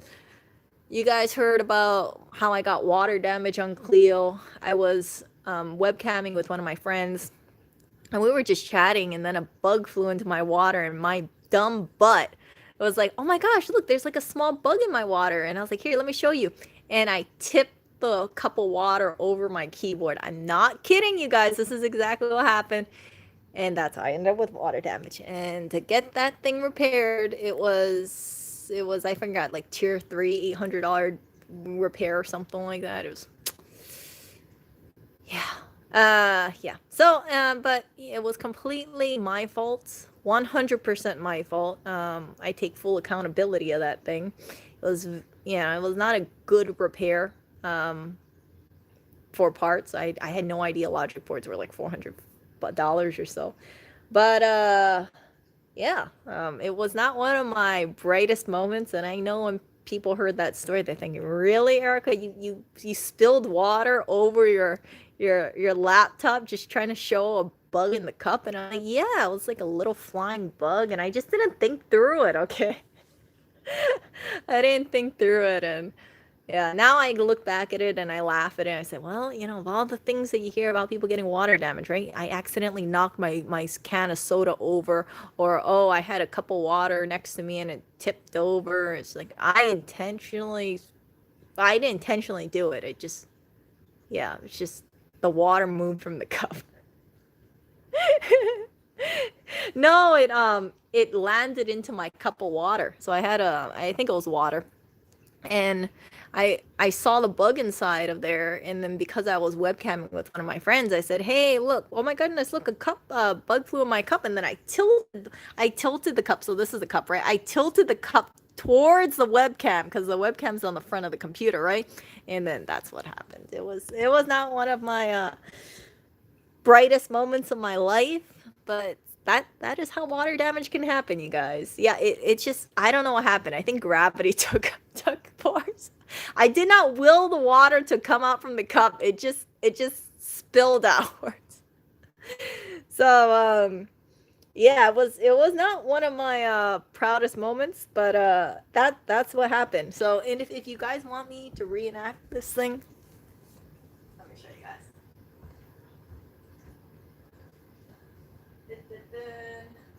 Okay, let me make sure I got a freaking dry cup because I'm not gonna risk it with Cleo. No way, I'm not doing it today.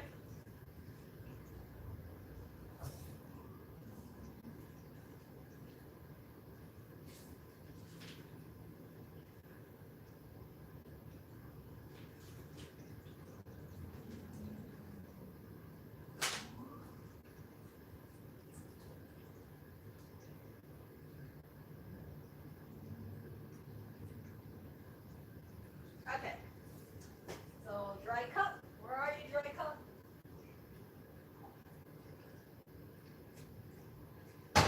Yeah, I'm not getting water damage on this thing today. No way.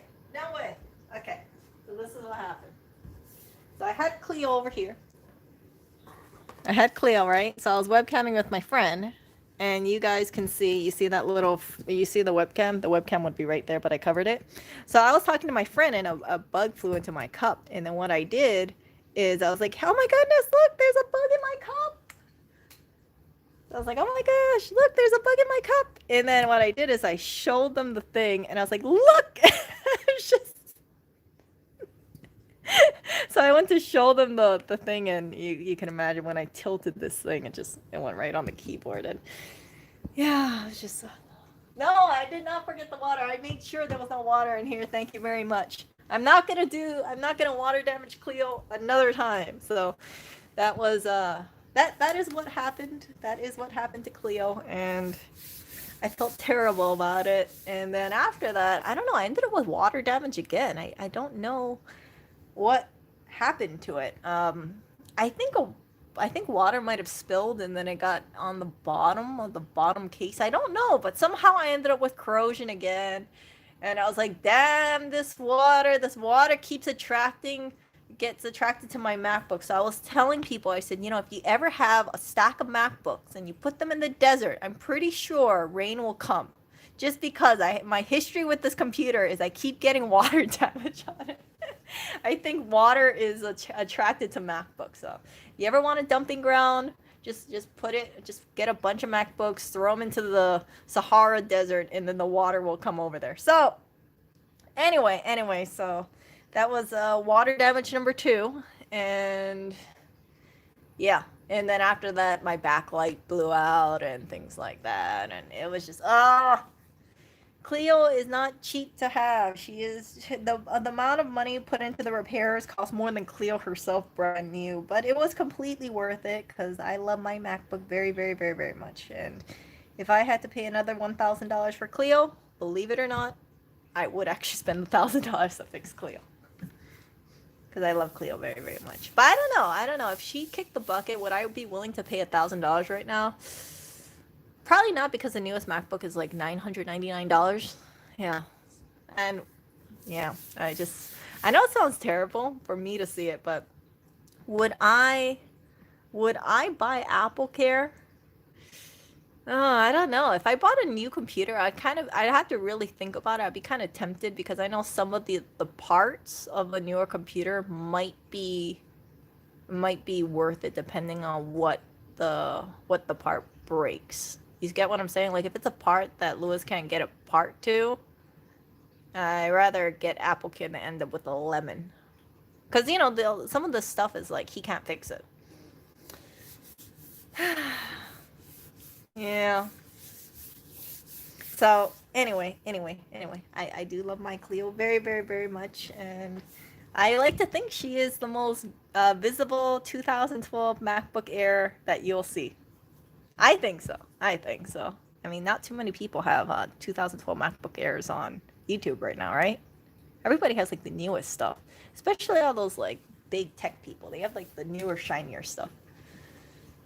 No, I don't think they would ever make their laptops waterproof, Adrian, and I'll tell you why. Because it's a big money maker for water damage. If you get tier 3, was it tier 3? I think it's like $700, $800 to get that thing repaired. And they'll be like, "Yep, you got water damage. Oh, it's gonna cost. We don't do specific parts. We only do blanket levels. So because you did water damage, that's $700 to $800." I know, but you know what? People still send their 2012 MacBook Airs to the store. Did you know that? They still send it. There are people like me who love their 2012 MacBook Airs who want their little Cleos to get fixed. And it just warms my heart. I think Paul had one relatively recently, and he asked Lucy, I was like, wait a second, isn't that the same model and year that Erica has? And he was like, yeah, don't remind me of it. Like, yep. I love Cleo. Cleo very much. ThinkPad keyboard. No, I don't want to see that ThinkPad keyboard on that MacBook. I love my MacBook keyboard, and it is awesome. I'm so used to this keyboard. I'm used to the spacing. My eyes are used to the way it looks like. It just looks great to me, even though I have like this little chip. I always wear through my keys very quickly. that I am a big Apple fan. I don't know, would I be considered a fangirl? I'm not really hyped up about their new product lines. I would just like I'm not interested in getting an iPhone. I'm not interested in getting an iPad. I'm not interested in getting any of the Apple Home stuff. I'm really just interested in the MacBooks. That's it. I don't want to have any of the other Apple Watches or something like that. Like I don't need that stuff in my life. I just need to have a nice working computer that can do the job. And the great thing about Cleo is she's nice and thin. So she you know, she's not like that freaking ThinkPad that Lewis has over here. See how nice and thin she is? She could be thinner, but I like her a lot. Yeah, okay. So I do have a love for Apple products. And then she's also missing some feet. See that? She's missing 2 feet. And I don't know what happened over here. I don't know what happened over here, but something happened over here.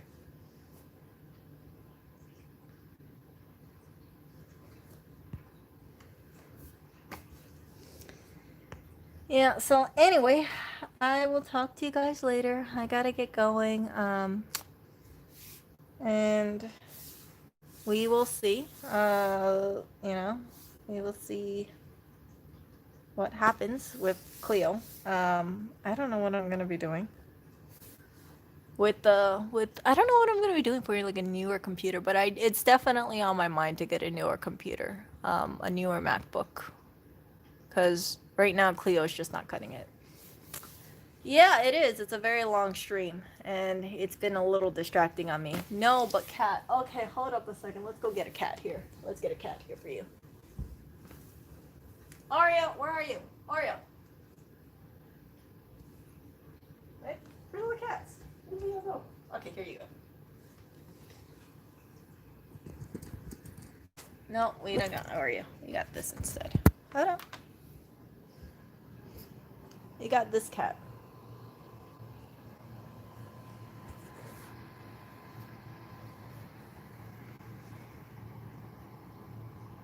Do you see how many white hairs this cat has? He's getting old. So you got this guy, and then you got... Wait a second.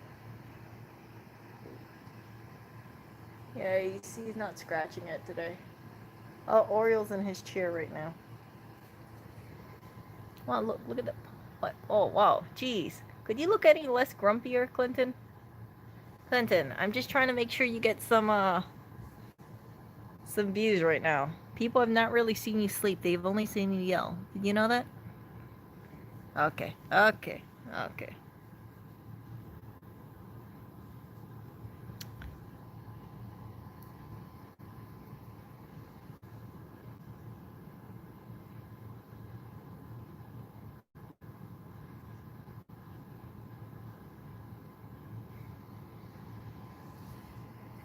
Okay. I gotta get going, you guys. It was nice talking to you. I always think to myself, like, man, maybe I'm gonna make a short stream, and then I make a long stream, and then I just talk to you guys. The next thing I know, it's like freaking, what time is it? 3:23 p.m. So yeah, you guys take care. I'll keep you guys updated about... Oh, hello there, tired cat. I'll keep you guys updated about the diving situation today. And I gotta recycle that cardboard. Man, this is what procrastination does. Like, I was gonna do this like 3 hours ago, and then I thought, nah, I don't feel like it. And now I'm looking at it. I got that freaking cardboard stack over there. I need to get going on that. What's that scar? He has a scar. Clinton, can I see your? Where's your? No! Don't muzzle this thing. Where's the scar? You have a scar? You have a scar, Clinton? Clinton?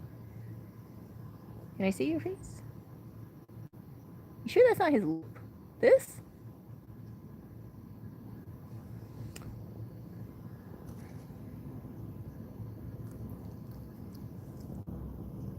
It's something.